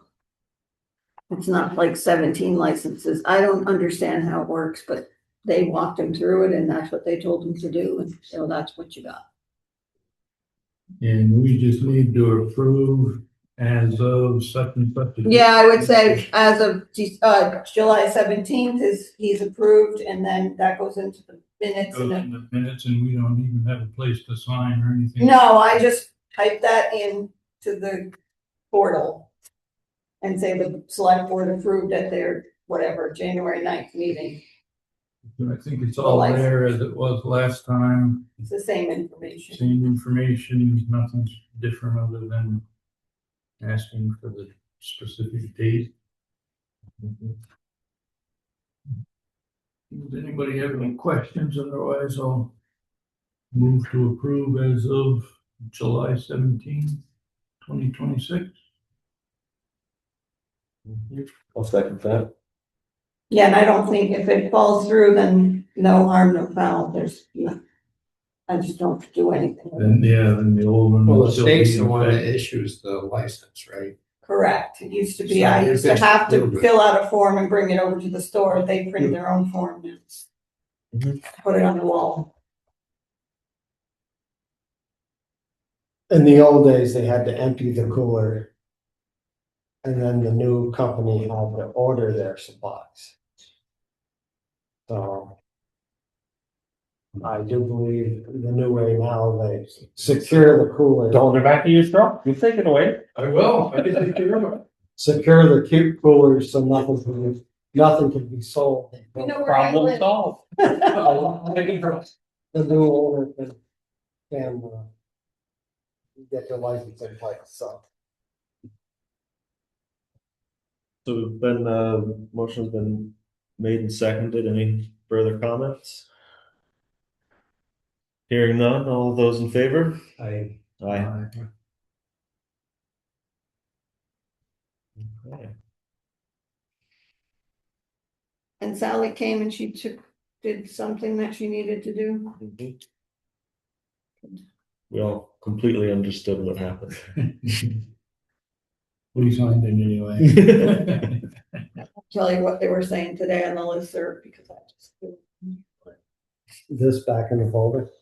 Yes, and I'll get it tomorrow.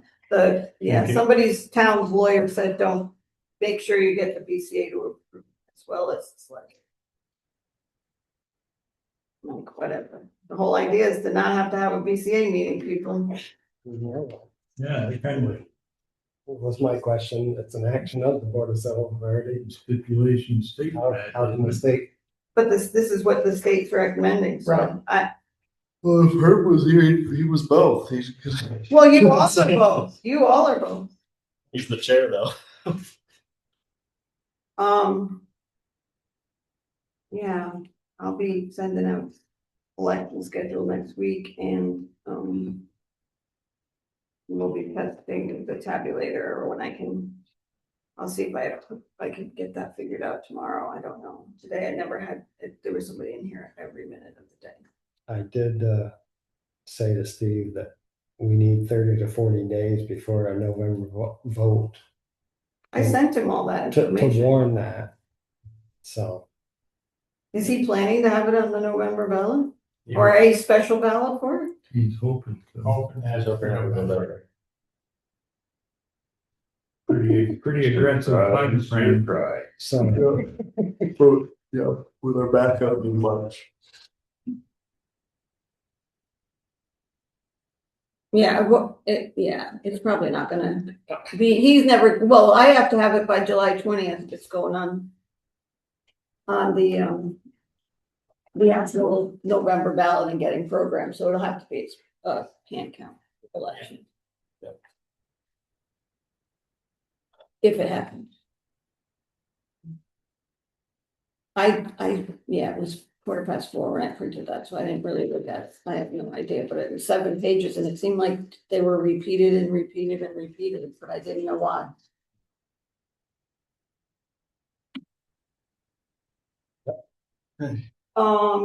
Yeah, so that's, yeah, I guess that's it. Thank you, Patty. Meredith, are you here for? Just visiting. Just good, so great. Starting. Did everything go all right this morning? Right, everybody. Yes. Thank you so much, Betty. Thank you. And that probably. 1 minute before. Okay, tomorrow. Whatever, yeah, thank you. Appreciate I it. know you have weekends maybe to work on it. so- 1 minute Good job. before? It was just 7:24 when we left the message, Oh, yeah, and I think it was 7:25 I got here. okay. Well, yes, because I'm like, what the hell? Well, I think For 7:30. and Yeah, if I've that's been all, here since 7. Patty, then I think we're moving on to Town Highway. Lucky us. Yep, here we go. I'll watch this. Good night, Meredith. Thank you, Meredith. You got that wood all stacked? Yeah. no, Chris, you have to stay. Sorry, you got stuck. Did you see all Well, he's delivering to Paul at 71 East Street. Oh. so I said, you probably want to lock your power divider before you head up that driveway. It's like 16 cord, it's a lot. Who was that? Somebody from Stockbridge. Well, let's Bring talk their about firewood? where it was. Cameron. Huh. Well, Dougie Fowler go up there, ball tires, 6 inches of snow on the ground. 3, 4, 10. Okay, the big topics here, we need to decide if we're going to do anything with the salt and sand shed.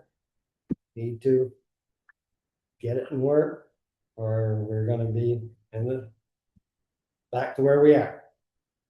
I don't, and as far as the highways, the ditch mower was ordered. Patty got notification, I think it was 2:32 or 2:34 this morning, that it was shipped. So I do believe it's coming out of Tennessee. I think that's where it's coming from. So some carrier. I'm assuming they'll send a notice when it gets closer. So the carrier I never heard of, so that is on my credit card. And No Patty, extra fees. and Patty did secure the tax exemption form that they sent here, and she sent that back to them. So that portion got taken care of. But they needed a purchase order to have it billed or something. And I said, well, we don't. So on and so forth. So that will be here.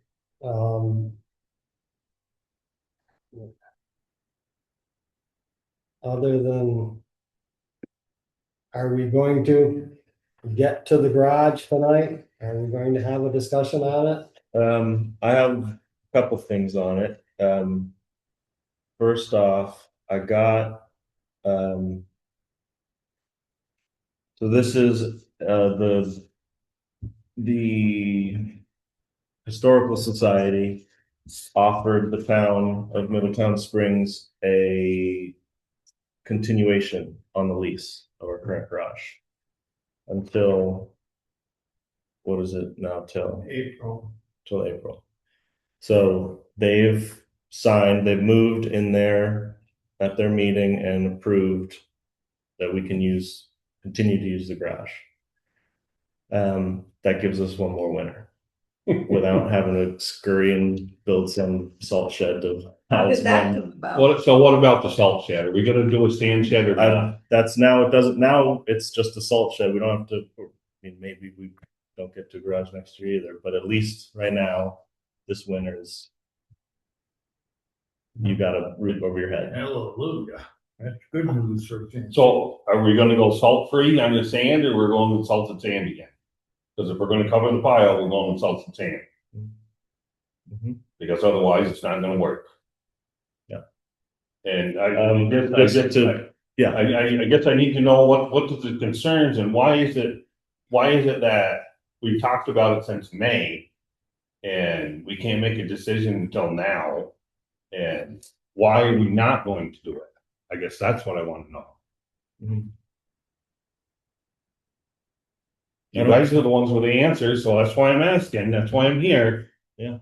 I don't think we've come up with a design or a plan that we've all agreed on yet. What was the problem with the size building that he brought up to do?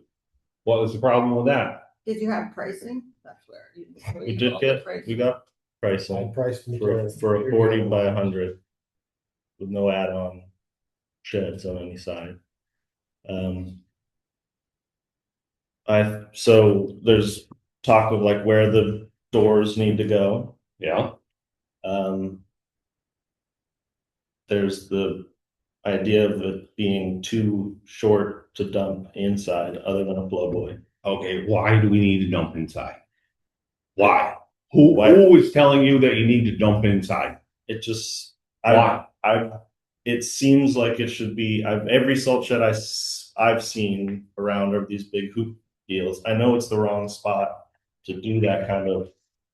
We can take a ride in Mendon State Garage, and they have more than one building up there, and they get the material with dump trailers, and they do not dump inside. And they push it all in. And they push it in. Mhm.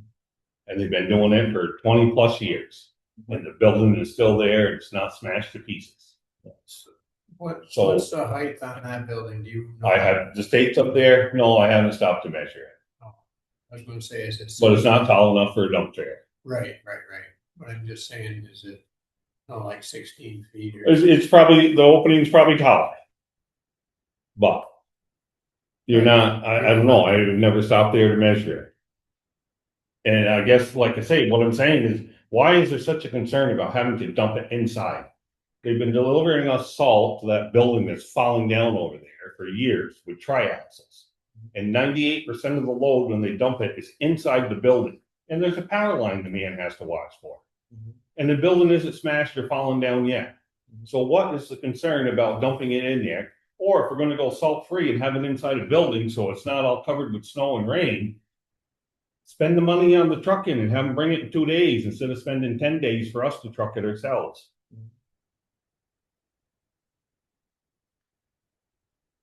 Yeah. I get all of, I see that it's okay to dump outside and push it in. That's a valid option. It seems like when we have the ability to build something from scratch, why not build it with that option as well, I guess. So then let's do it.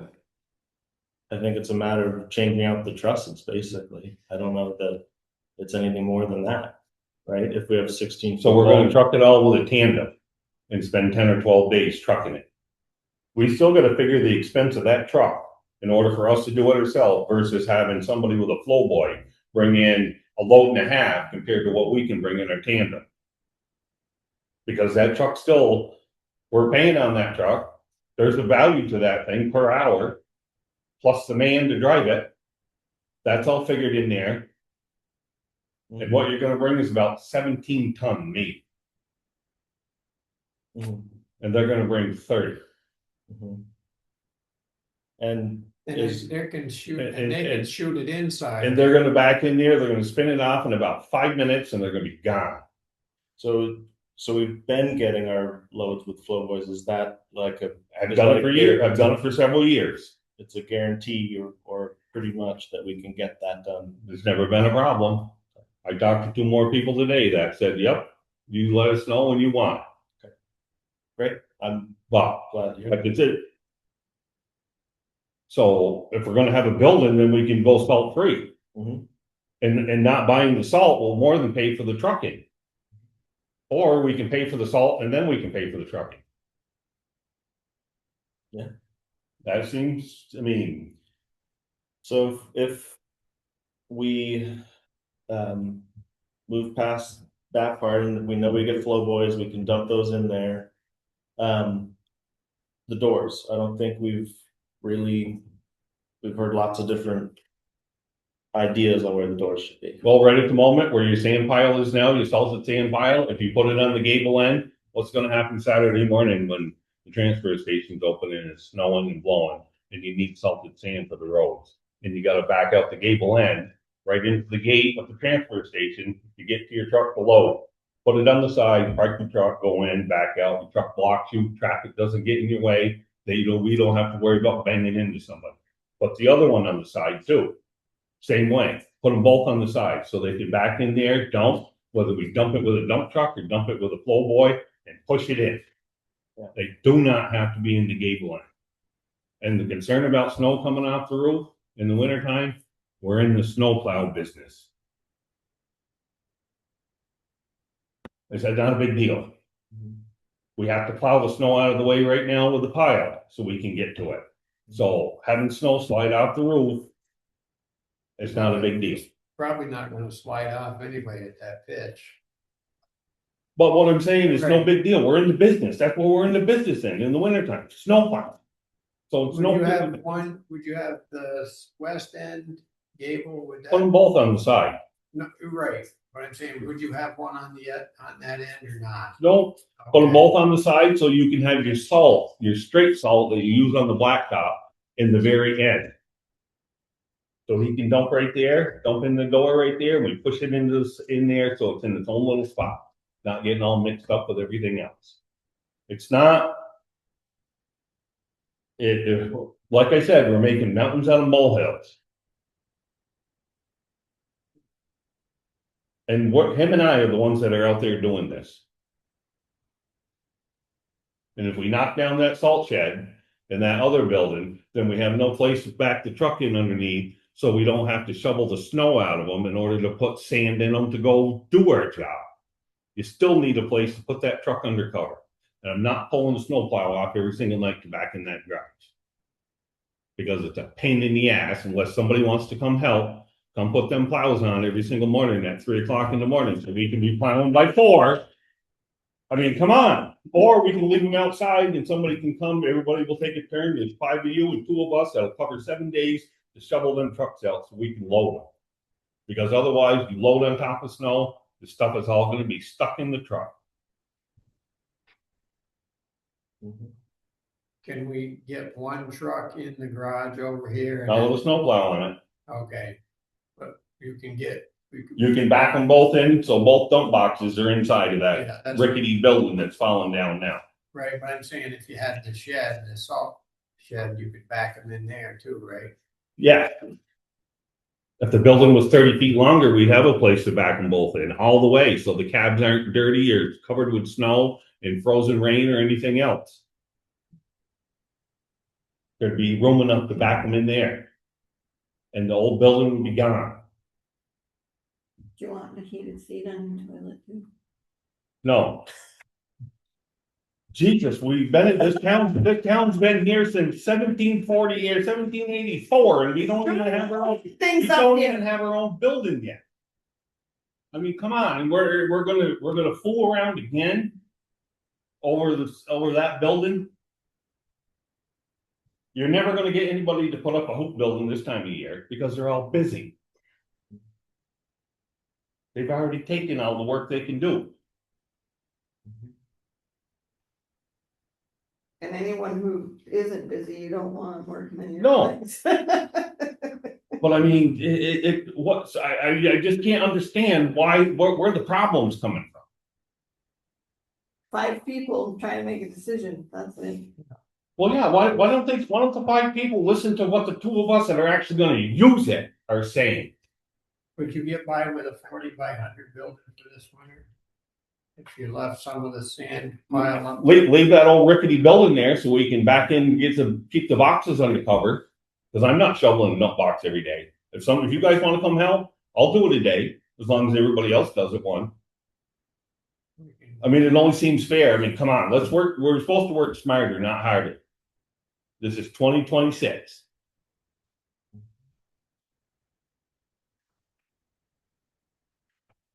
So yes, we could get a 40 by 100 work so that we can have our material in undercover. And be able to go salt free.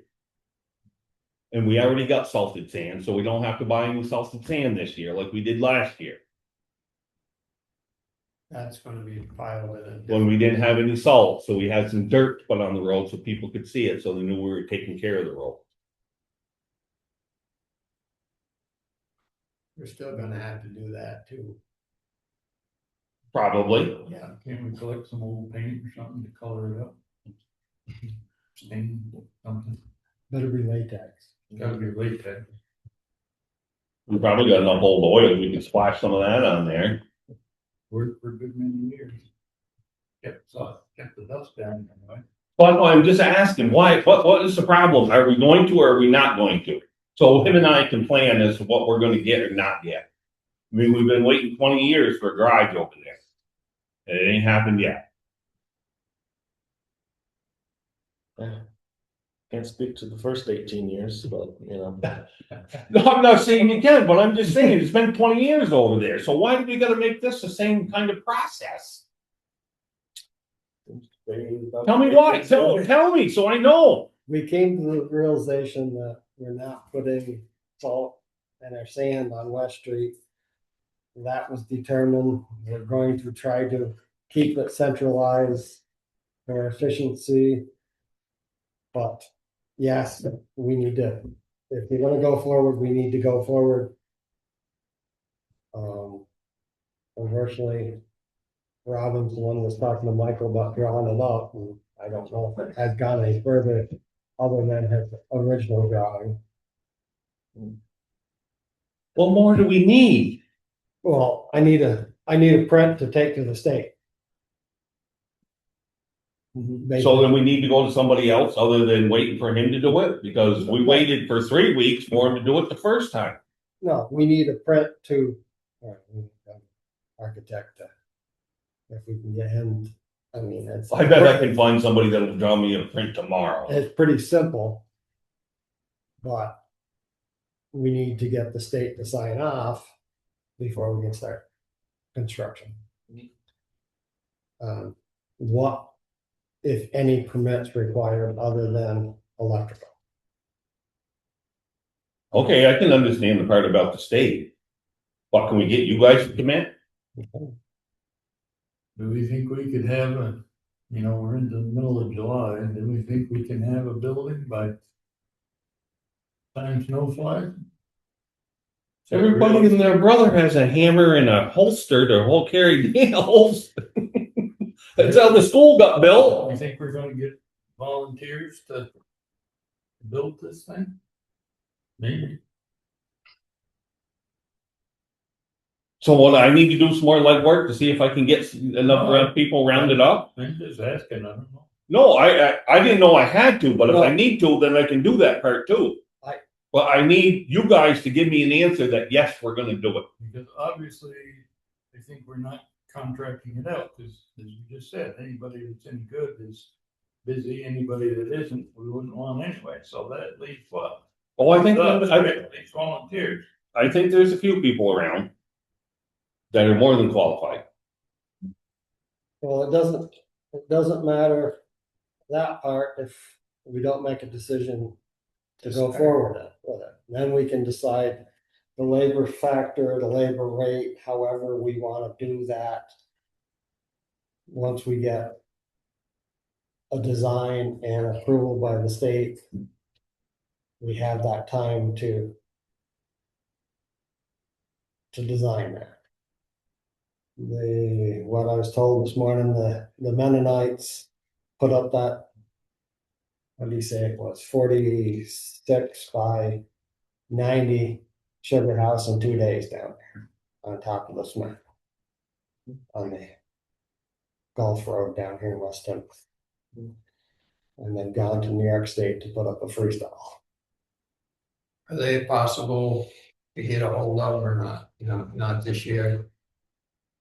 They're putting up, got 2 freestyles, they say 300 by, I don't know how many on it, See you guys. that they went to. Thanks, Patty. Then they'll be back to finish up the other building, I guess, so.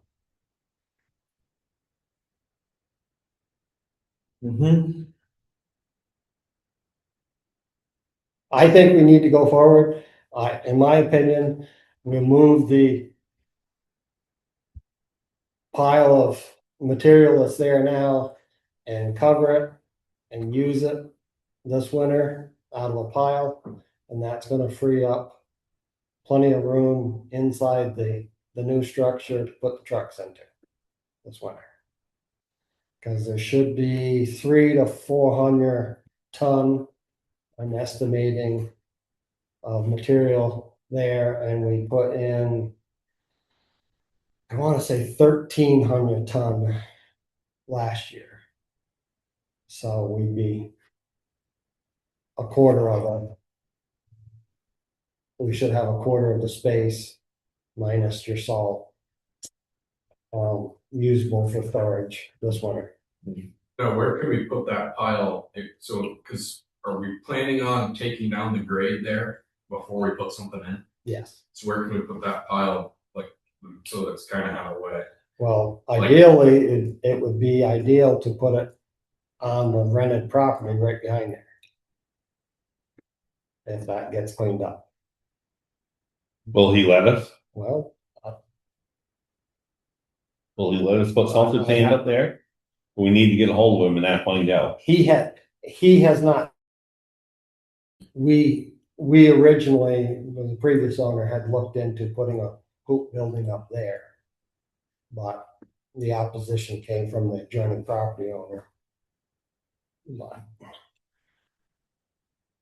And time and price and the whole idea of putting up a structure on rented property and so that's when that fell through years ago. Okay. So is that a yes or a no? I haven't heard it one way or the other. I think. I mean, because when we met down on West Street, the next meeting, which you guys had 2 weeks ago or whenever it was, Robin said you guys would have answers. And here we are another 2 weeks past that. The answers that we've got we're allowed to stay in the current garage. That was what I asked him about. I didn't ask him anything about staying in the garage. I asked him about that shed, whether we're gonna do it or we're not gonna do it. And he said that he'd have you guys would have an answer. It had nothing to do with that garage. Okay. I don't know what he was referring to then, because So there's 4 of you here. Is that a yes or a no? I think we'd love to see, a building there. Salt shed there before winter, I think we'd all love to see it. Whether we can make it happen, then I'm not so sure, but I think we'd all love to see it. So is the answer yes? So if I gotta do some legwork and put together people to do it? Well, we don't have a foundation, we don't. I know, but I'm pretty sure we got a guy in town that can do the foundation. And I'm pretty sure I know a few people in this town that are more than qualified to build a pole barn. I built my first pole barn when I was 16 years old. And it was there for 35 years. And they tore it down, and it wasn't because it fell down. So it's not rocket science. Putting on metal roofing is not rocket science. Yeah. So I'm just trying to get an answer, so I know where we're going, what we're gonna be doing. Instead of this hemming and hawing and everything's in limbo. And there's 4 of you here, so is it possible to get an answer or not? Other than we would like to do it, or we should do it. I think that's the answer. We would like to do it. We have a lot of things to get done before any dirt gets moved. I think we have the drawings that Michael had most recently drawn up are not anything that can be sent to the state. So we don't have drawings to be sent to be approved. We can move forward as far as we can get, but that doesn't mean that we're gonna be by the state standard ready to build this year. What do you That's mean I'm- by the state standard? All the permits and the drawings and everything that need to happen because we're a municipality and not just, well, we can't just throw up the building without all this other permitting and stuff that has to happen beforehand. As I understand it. Okay, so that's a no. That's what it sounds like to me. I think I'll make the motion that we go ahead with the 40 by 100 salt and sand storage structure as been discussed on the town property and the removal of the existing shed. Do we wanna leave that shed there for, just park vehicles in for this winter or not? I think we'll have plenty of room inside this structure. Oh, we shouldn't be parking vehicles in there. It's gonna be next to impossible to pour concrete with Okay. that structure being there. And once you take the good lean-to off, man, the fuel tank's holding it up on the other side. Which one's the good one? That maple that's there, that's about that big around. Yeah, that's holding it. That'll be there for, we can count on that. That'll be there for a while. And that way, if we get a document from Michael, we can proceed to the state Get it started. with it and not have to wait 2 more weeks to go forward. You know, I feel rough numbers, we're gonna have around less than 100,000 in material in it. There's a few variables that we can look at when we get into pricing stuff. To Labor get will be similar. to get one, the availability of somebody to do it is the biggest thing.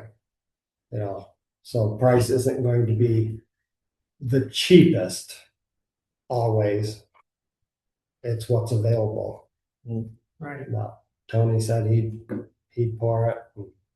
We could buy the Well, if material. we got that stuff done, then We could buy the material and he can get paid hourly to do it.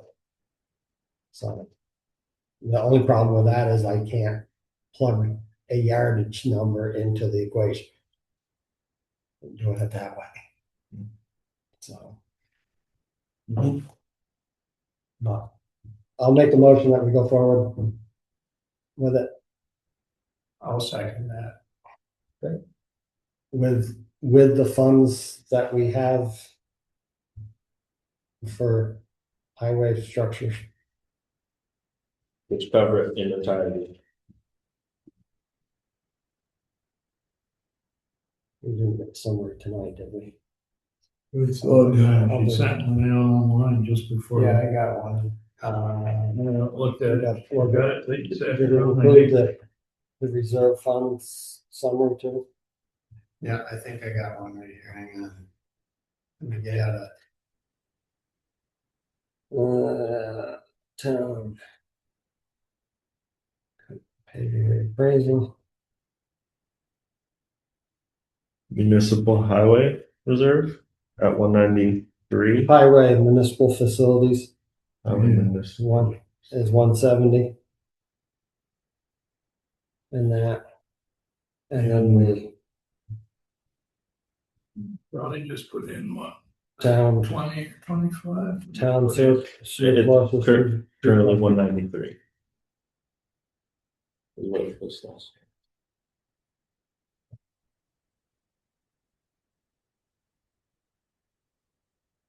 Okay, the motion has been made and seconded. Any further comments? Hearing none, all those in favor? Aye, Aye. that's a yes. Yes. We will pursue as best we can to continue getting this salt shed up. Okay. So do I need to check with some people that I know that are more than qualified to put up a pole barn? Let's wait till we, Yeah, let's wait just a bit. till we have the okay, the print and the stamp from the state that all they needs.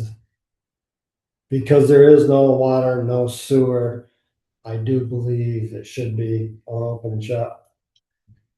Just an electrical permit.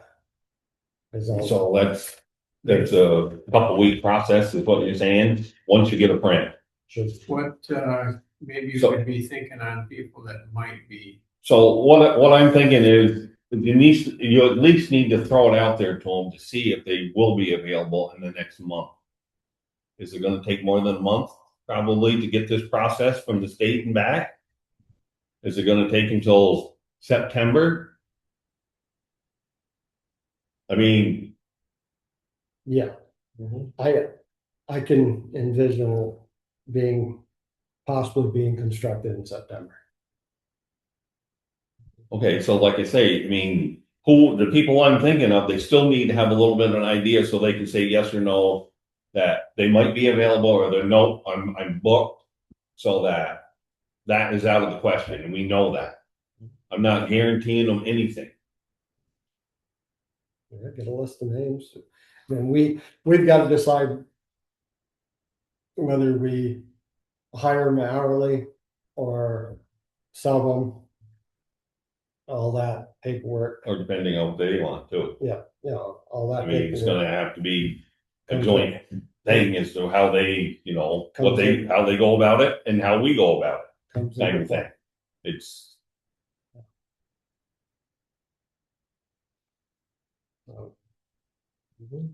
I'll try to track Robin down to see if he has had any words with Michael. If he has not, I will.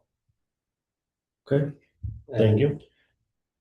We are at 40. 40 by 100 is 16 foot E. Yay. Two doors. Real. Yeah. Well, let's not say how many doors. Yeah. We could put, if they're sliders, it doesn't matter. It doesn't have to be. It all depends, the blocks on the inside. How we set those and where the concrete inside comes back to. Yeah. If the ends come out 20 feet is where I think we're talking now, of concrete, then transition to the post. But you need to have that transition to side it. And that's why when I was talking about including a 40-foot micro lam on the end, you've got the truss there that technically holds the two walls, but you're going to have the micro lam on the outside of your post to run your siding up to. So it would fasten the two walls together with a micro lam on the end to side to. So Robin had a question whether we needed to add it or just, but the full 40 would be ideal to stiffen it up. Just real quick before you guys leave, with the lease extension that we got, the Historical Society just wanted to reiterate that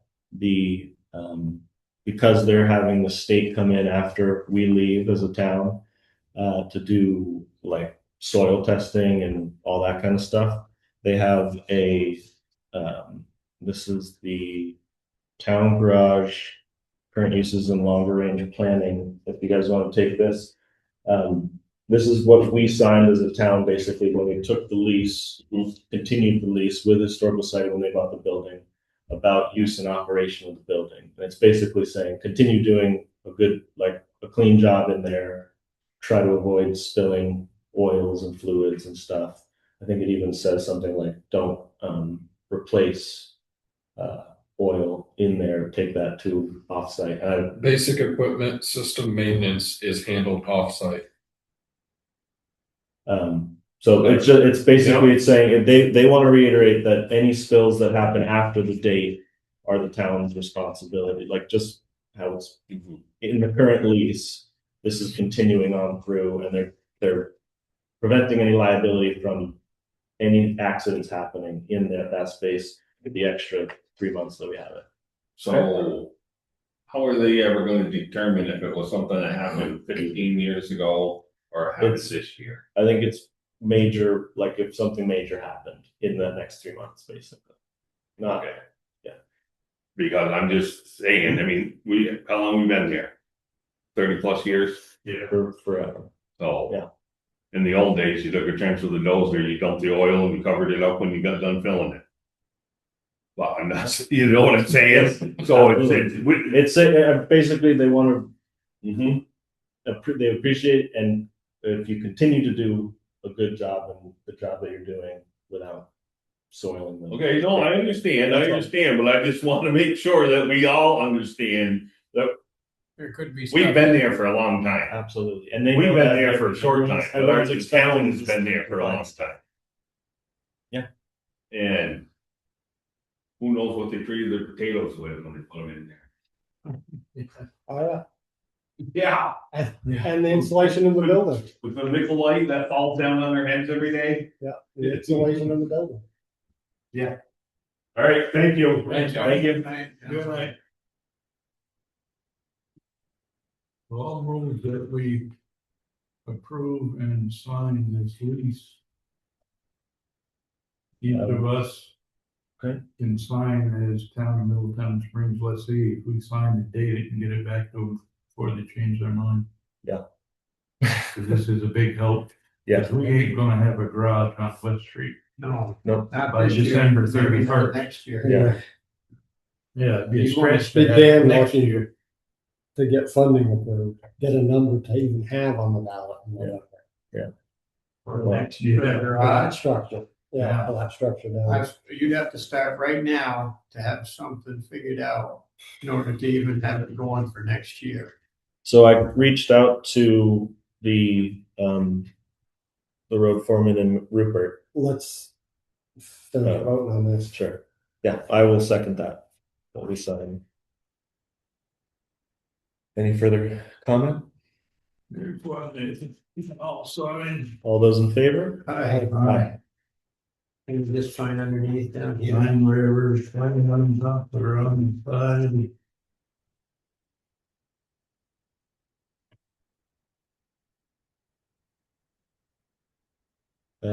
Yeah, as far as, You got it. yeah, thank you. If you don't mind.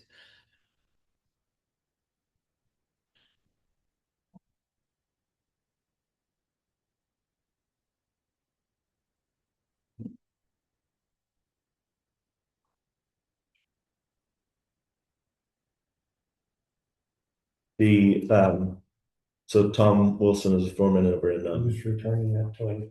I will I'll put it in correspondence or you do, I can do it, I can Okay, give it back to him. thank you, Richard. Yeah. Or at least that's something. I second it. And who'd you talk to? David. No. And Okay, so in Rupert, I reached out to the foreman there, Tom Wilson. I think he's the foreman. I don't know his title necessarily, but he is absolutely willing. And anytime we as a board want to go visit Rupert's salt and garage, he can meet us before or during or after work hours. He said, just give him time. They have a very nice new, very large garage. I think it's a 5-bay garage, metal building from the outside. They have a big hoop salt shed. It'd be worth seeing and just getting what they think, what things they would have done different, things they, all that kind of stuff. So I can reach back out to him and with a time and a date if anyone's into that. I'd be willing to go with you. What, we tentatively have something going Monday, A review for Philip. so. Do we want to set a schedule for Monday after executive session? Yeah. That might be Sure. easier to determine. Yeah, I think, yeah, so just with that information out there, well, let's come up with a time. Do other planning. Great. Have we reached out to Holyoke again or do we just go visit them? What's that? I think it was Holyoke. What was the other garage we wanted to visit? No, Mount Holly. was it Mount Holly? Well, that's where That's the the print. print was from. Oh, Terry's already been down there. I've seen Mount Lowry, I've seen We said something about going to Tinmouth. Tinmouth. Tinmouth, you could probably pretty much stop by most any time, catch them there, but I wouldn't do, well, I don't know, Tinmouth is just not enough space with the whole, where it is and whatever, but But better that, than what we got. but that is a Morton building.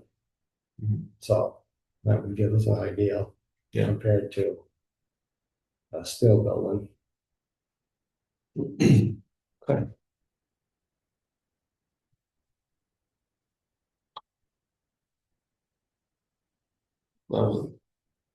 I think that was fun. That was fun, huh? Yeah. Boy. I said it.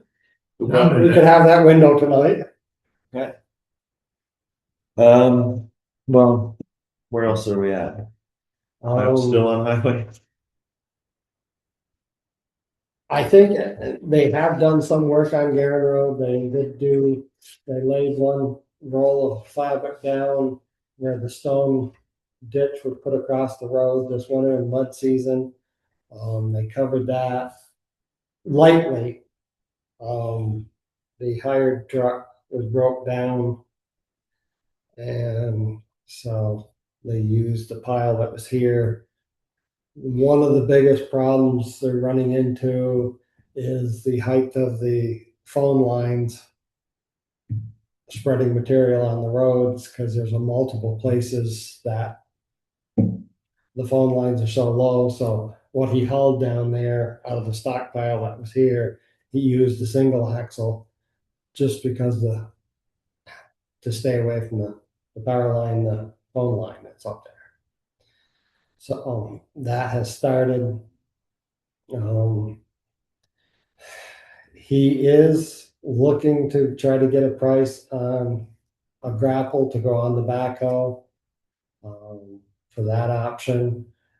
I did not look at that option with Titan, I think it is Titan equipment, but they have pages of different.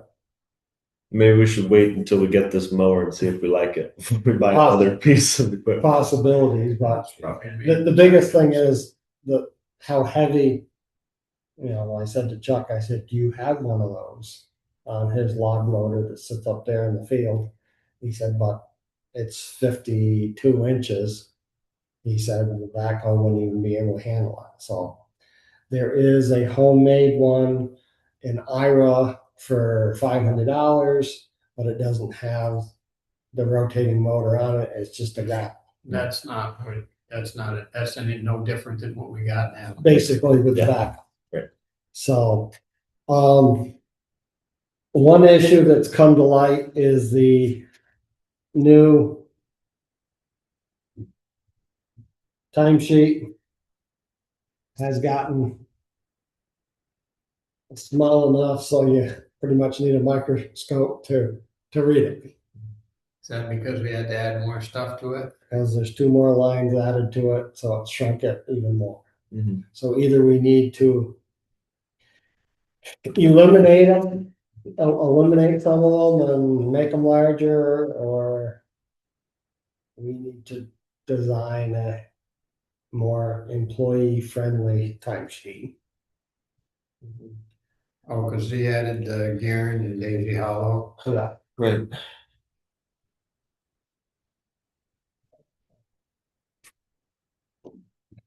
That's another whole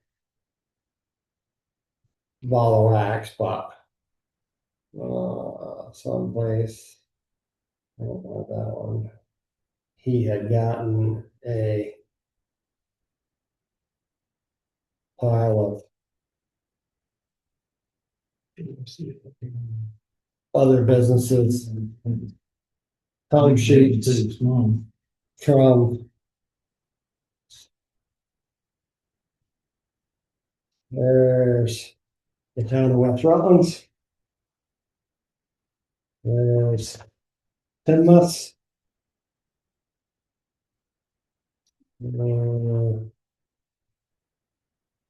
Here's a code summary for Wallingford and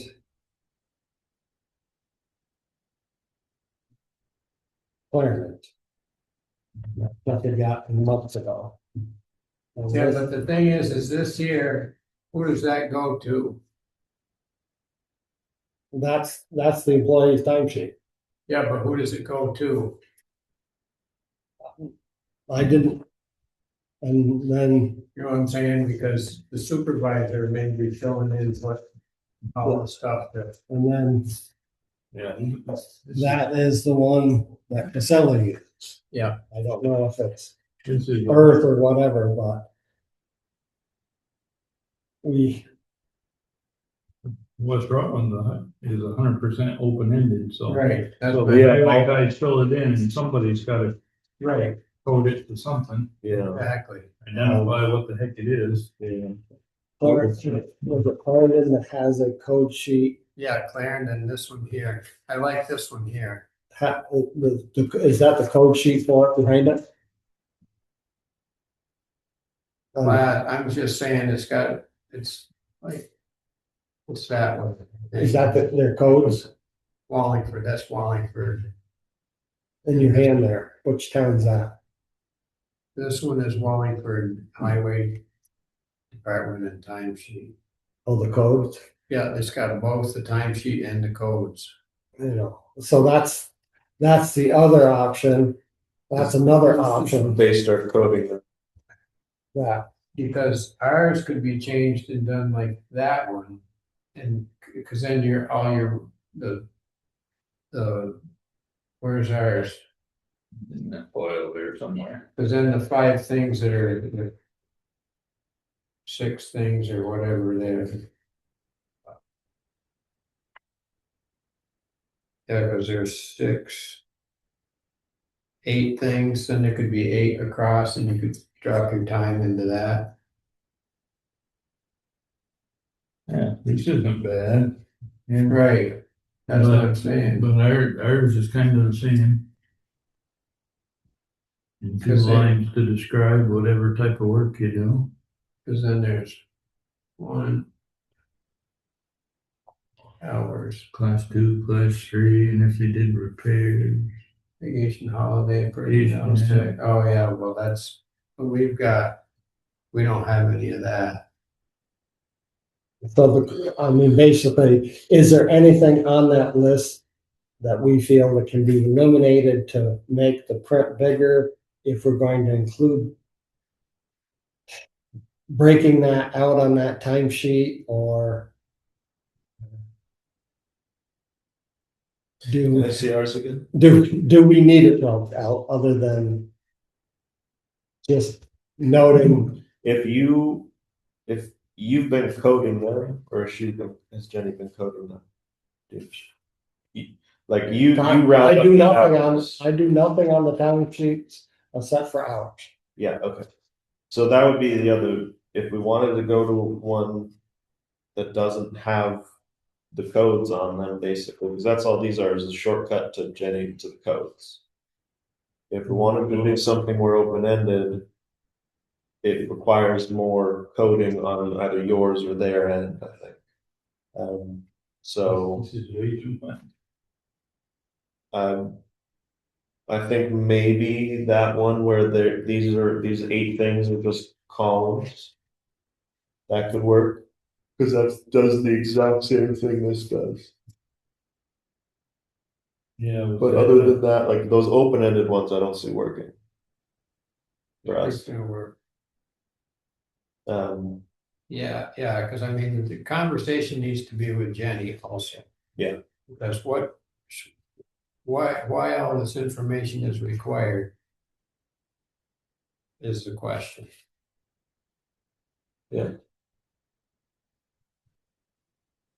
mhm. We've simplified the expenditures into fuel and maintenance into 2 categories. We break them out in the budget, but we're only funding 2 line items, you know. Where do we want to just, get to a point of winter maintenance and, And when we got class 2 road, class 3 road, class. So those, as I understand, those only matter for state funding, like something about the state requires a certain amount of money spent on each of those 2. we have to spend Yeah. so many $1,000s Yeah. a year on West Street. Yeah. So And so many those are kind $1,000. of required, those breaking at least into that.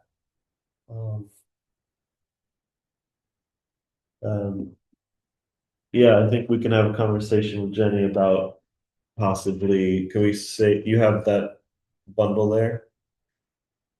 Whose is it with the columns, all of their information is in it? Clarence. But that one has holidays. So on ours, all that's in one Vacation.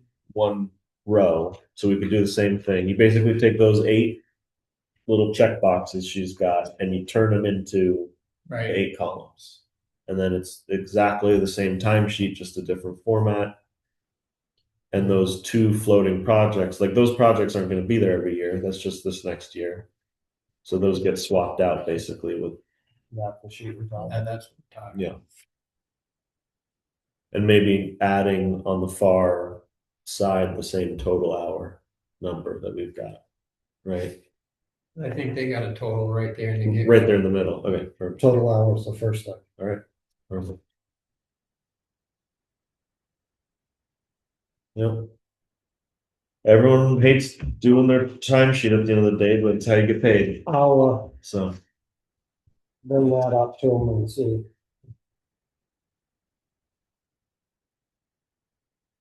If a format like that work. If they think that will work better for them. Other than that, I don't think we had any major financial issues, so. Yeah, the budget, highway budget came under 100%, so. Yeah, we knew we were gonna have extra, so there's 123 in that line item, now there's another 33, so. So it should be about 156,000 in that highway surplus. Yeah. Fund now. And we're anticipating spending 60,000 on Garen Road and some of Daisy Hollow in addition to the project. so there's municipal facility, town surplus. There's a highway surplus. Yeah. that And should then be in municipal facilities, highway reserve. So the surplus should be 123,000 plus. 125, yeah, 125, 612. Plus what went in. This is the latest. This is the one she just sent today. So That's for year finishing up. end. Right, this is Is the number added? uh This is the Middletown Springs General Ledger, current year period 12, June. So this is June, not July. Why would down the bottom for highway, yeah, it's showing a balance of 123,989.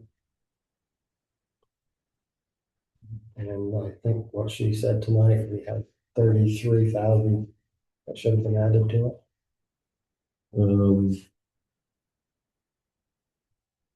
General total.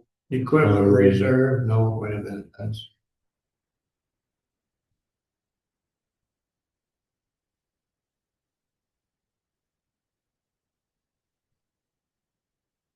Highway surplus, 125. Yeah, you see that, right? It just says 125 for Municipal facilities, highway reserve, yeah, that's 193. 193. Up in the gray area up on top, Great. highway surplus, 33,539. Oh, wait a minute, those are papers that she gave us tonight, you're saying? Yeah. Oh, but 25 of that went right to the tax stabilization, right? No, not the highway. Okay, highway So gets tax stabilization was 25,000, municipal surplus is 25,000, and highway surplus is 33,000. okay. Dang.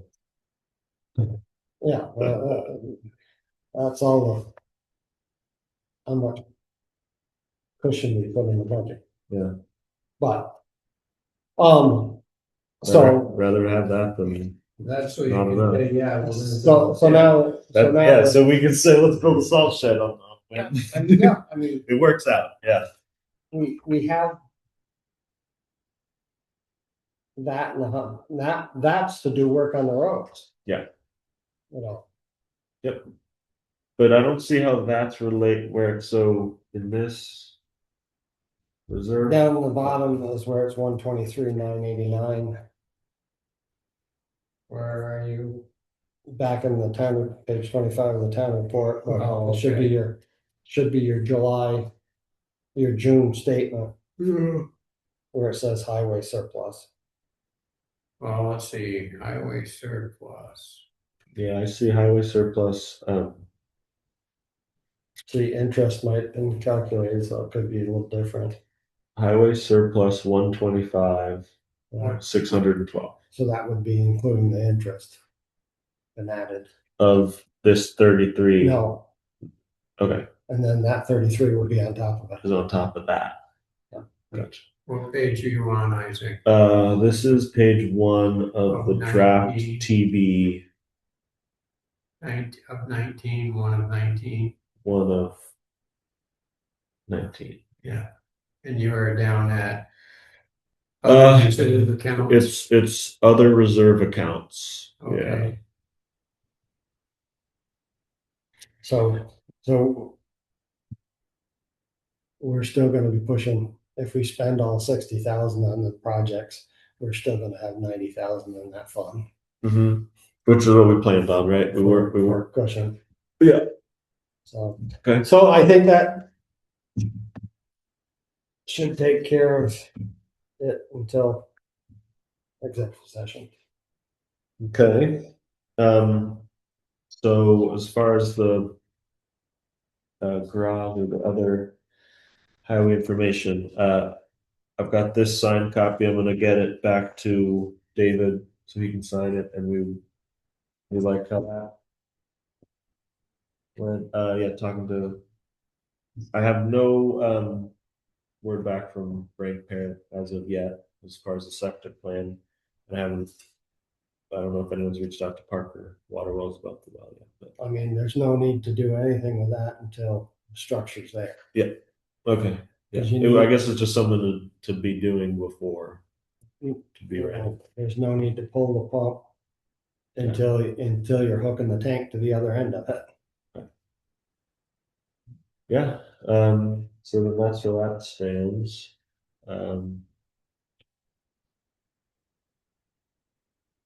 Middletown lands, let's move to solid waste then. I hope you have something really exciting, Terry, 'cause Really excited. we gotta end on a high note. Let me see. Got the Really signs up. excited. Oh, you got the sawdust working still.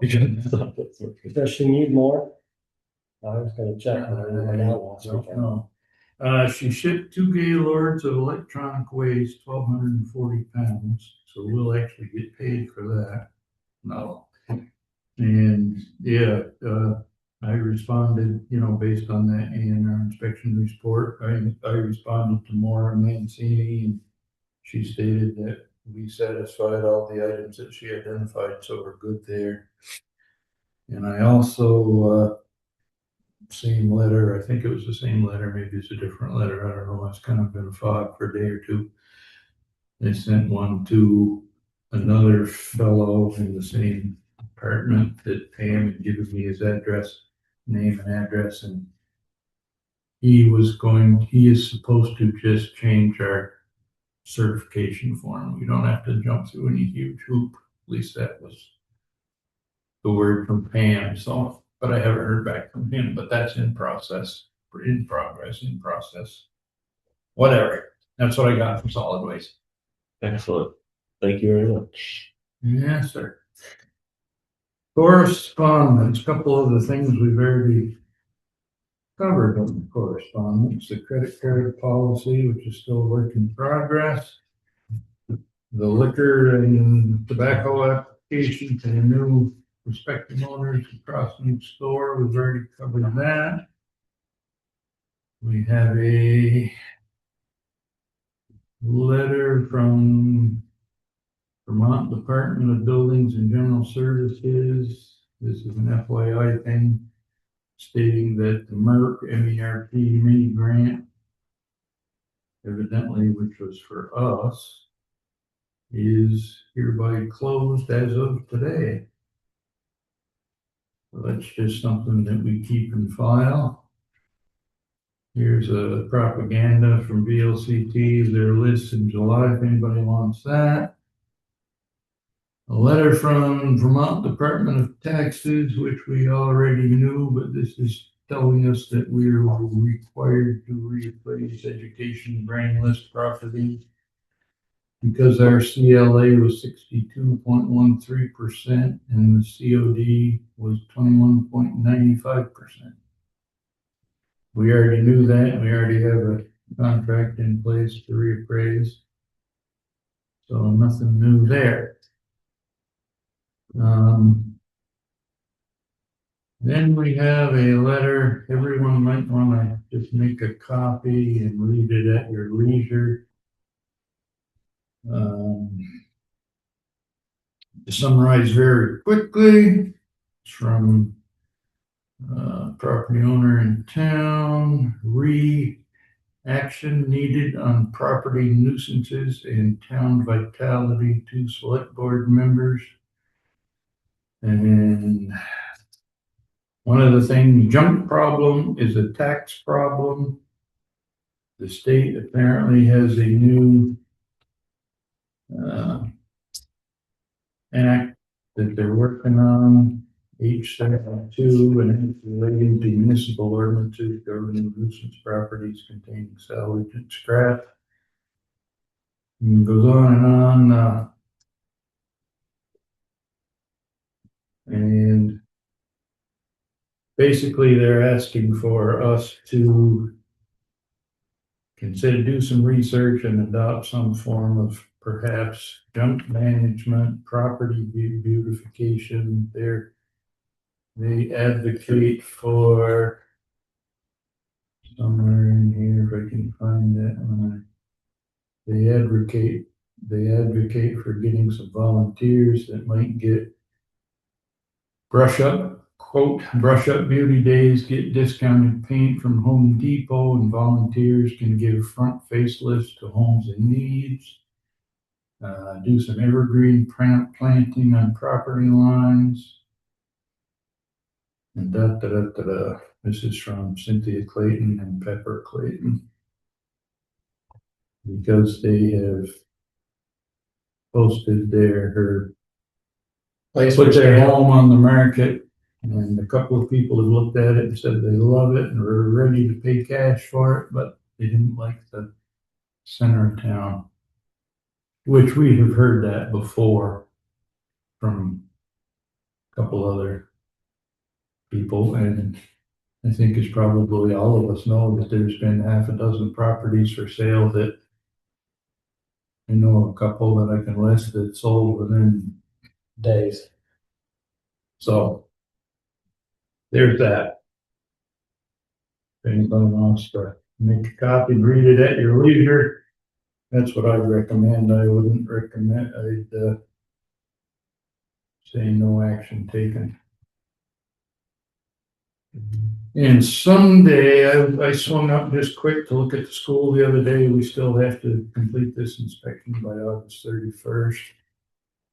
And I was just looking through it. It looks pretty straightforward, but one of the things they have is a prominent sign from LWCF, whatever that. And there's no sign up there that I could find. So I think, I don't know, if one or two of us want to get together some afternoon or someday and just do it, or if we want to wait a little closer to August, we have till August 31st, maybe we could find the principal up there, whoever, somebody in authority to do it. I don't know. But there's that. Yeah, so we have the survey right there. Yes, I don't know how to run this. Takes a minute to, maybe you want to make a bunch of minutes. It's got a week up. It should have still been on there.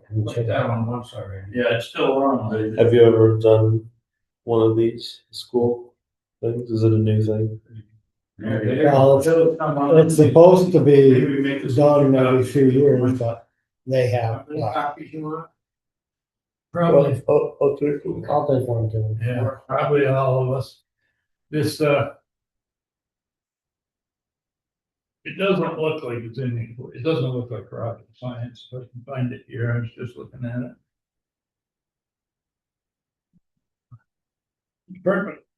Park, Forest and Recreation.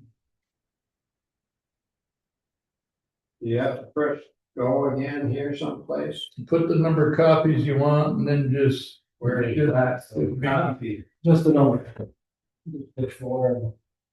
Might want one for Robin too, so maybe make 5, if you got it. I got 4 there. Right? Okay, then you should just get copy, it's already in a copy, so put it over. This looks pretty straightforward, look. Retention and use is a legal 6-foot project boundary completely intact, was the boundary being used for outdoor recreation purposes? Has there been any changes in facilities? Is the property attractive and inviting to the public? And they want a photo of it. Upkeep and repair of structures, evidence of poor workmanship. Proper signage, which we don't have, and that's pretty much it. I mean, or I can do it. I look pretty simple, other than taking pictures. Get somebody with a better camera than mine will take a picture. Yeah, I can come join you on that. Doesn't look bad, don't look bad. And that's it, correspondence. Just give me a ring when you go do that. I'll come. All right. Good. Board. And board orders. Board You orders. good with that?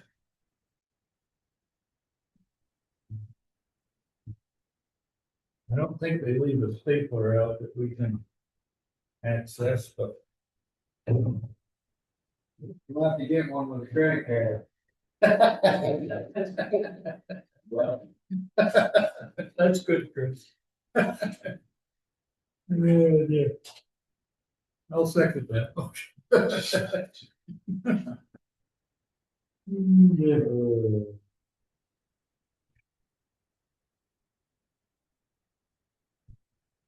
Okay, you can back to sleep now.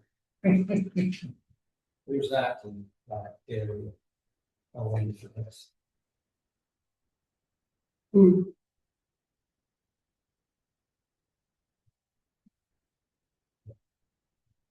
Maybe this,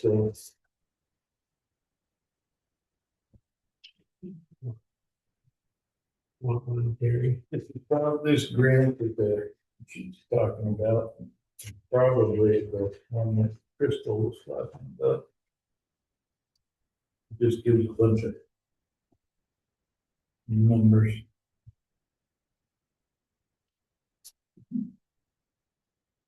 Thank you, Chris. You got one. Okay. Yeah.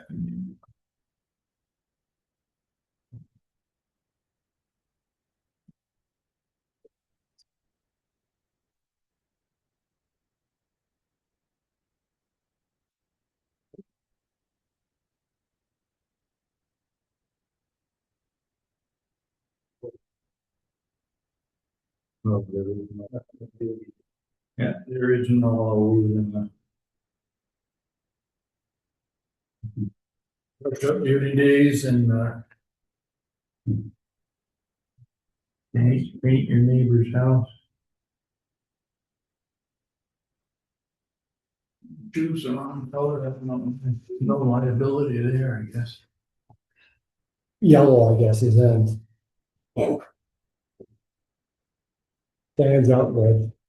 Huh? Yellow stands out good. Yellow stands right there, that. What color yellow? The one on 40 East Street. Bud was on the market today. Who was that? Bud. Yeah. I said I needed 30 days before they closed to get some stuff out of get the there. crap out of it. Did you get all your stuff? No. Equipment reserve, 20,000, 40,000, capital improvements. 10,000 to municipal facilities, 1,000 municipal.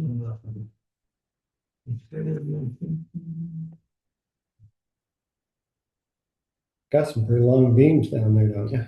What did you have to do on the grader at Pete's? You had to change a tire, did you? Or I do believe there's 2 O-rings and so it must be whatever they tried to carbon up when they were here working on the other one that didn't work.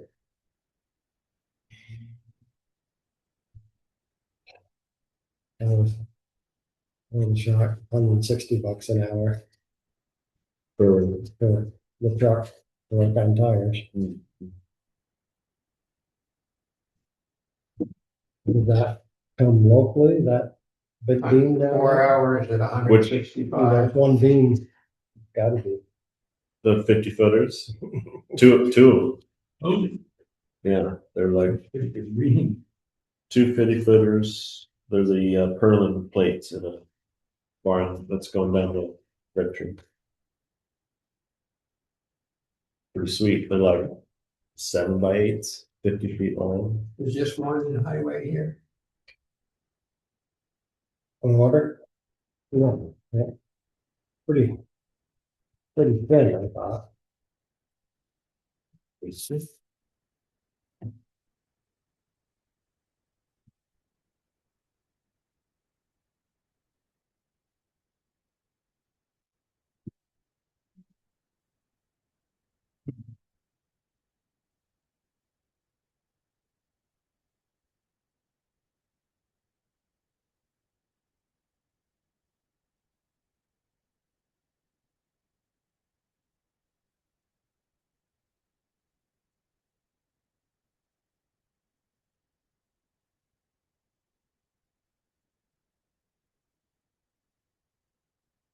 Nothing from, nothing from Hubbard in there.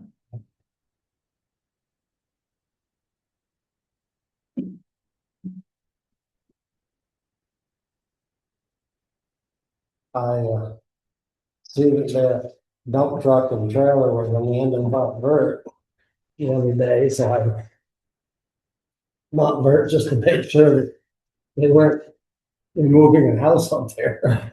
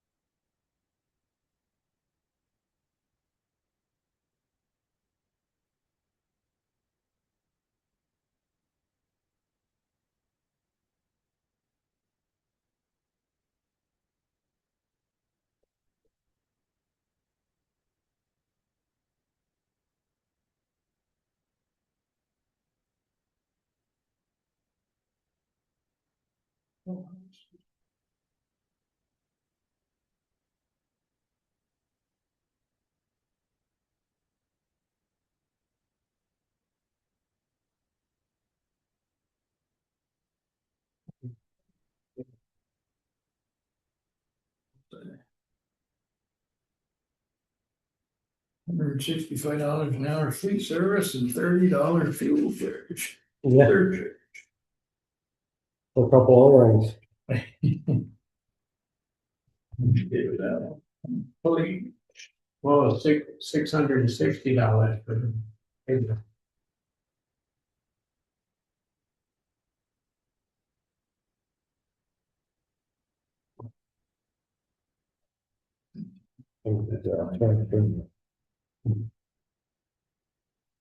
What is it? Nothing. Yeah.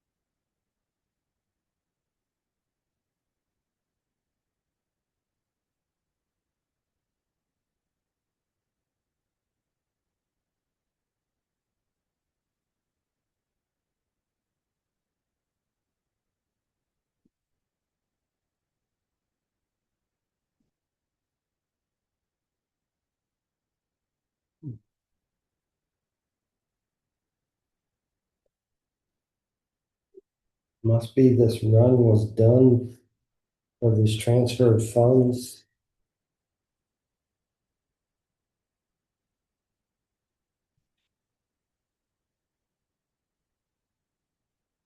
Yeah, I guess that was all transferring funds, wasn't it? Yeah, but then we got the 19-page printout here.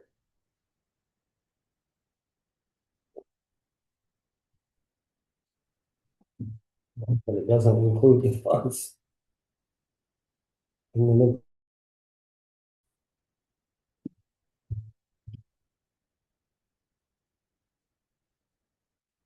I realize why.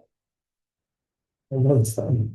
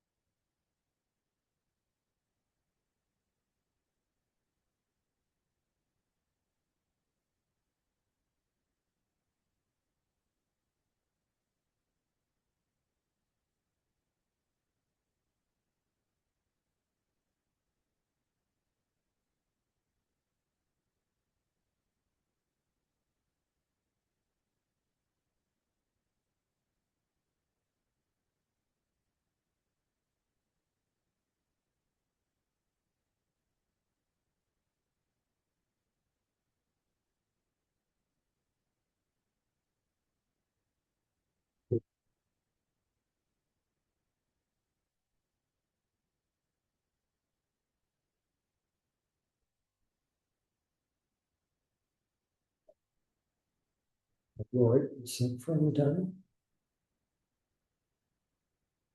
He's had 3 or 4 different issues since April. But he was still good. I thought I'd seen him driving within the previous week. Yeah, he was out, he mowed his lawn, sometime a week or 2 ago. But, no, he did. Pain in his abdomen for a while. Of course, he took him to the doctors, I don't know how many times, 2 or 3 times. And then, he'd say, oh, by the way, we took him in like the middle of June. Well, I fell May 1st. Didn't tell anybody. So there's been that, it's been a challenge, but you know, he was ready. They found he had cancer and he was ready. He said, any doctor he talked to, he was ready to end it, but they shut off that pacemaker. He was ready to go. Which there is a process they can do, but it takes like 15 days. No, he came home Friday morning. He was still up and around Saturday and Sunday. Then he was gone Thursday. I went fat. I was ready. I see the hearse go by in Mayfield. Well, I heard nothing more. And all of a sudden, I see the blip on my bookberry. No. Probably where it was coming from. Yeah. He was ready. My, information center from Portland there. Jaws, she was, they were in the Bahamas, so. If you don't get anything, huh? She was shocked when I told Can't her. get anything right over here? They're not connected to the town. No. You probably get a Not lot much of of other the, things there. not much of the other employees. Find out more about Denmark.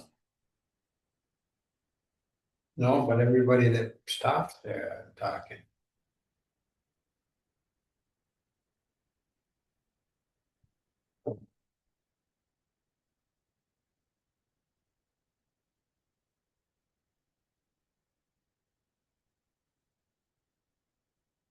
It's funny how fast, not funny, it's just a thing, which you're on the rescue squad for years, but when somebody is done or gives up or whatever, they've had enough, it doesn't take long.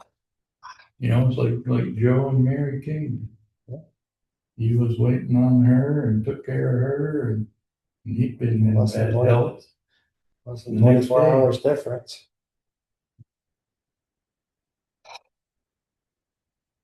They are having some service at the firehouse for them. Was it the fire? Somebody was having a service at the historical society, was that? But I thought it was a firehouse, and it's like, that place isn't fit to have. No, supposedly they're doing it. I haven't been in there in a couple of years, but I suspect it hasn't gotten any much better. Somewhere.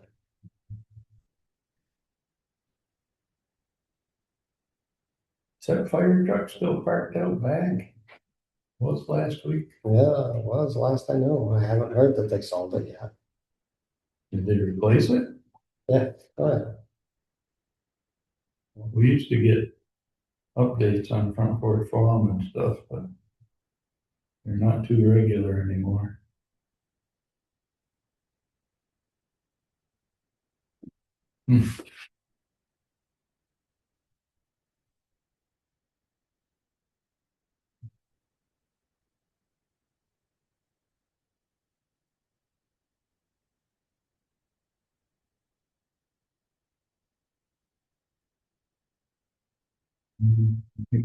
Uncle Peter might be falling down too.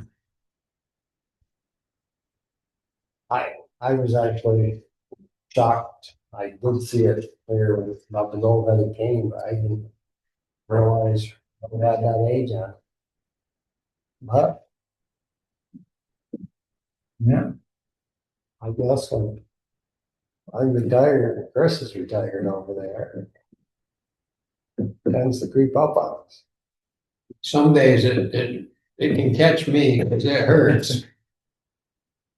I had one of those weeks all week. Boy, I'll tell you what, I got my shoulder, so that's better now. I did something to my knee.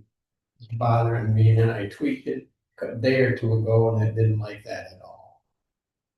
It's like, I geez. noticed a hell of a difference when I hit the good old 7-0 mark. Yeah. I stopped out here.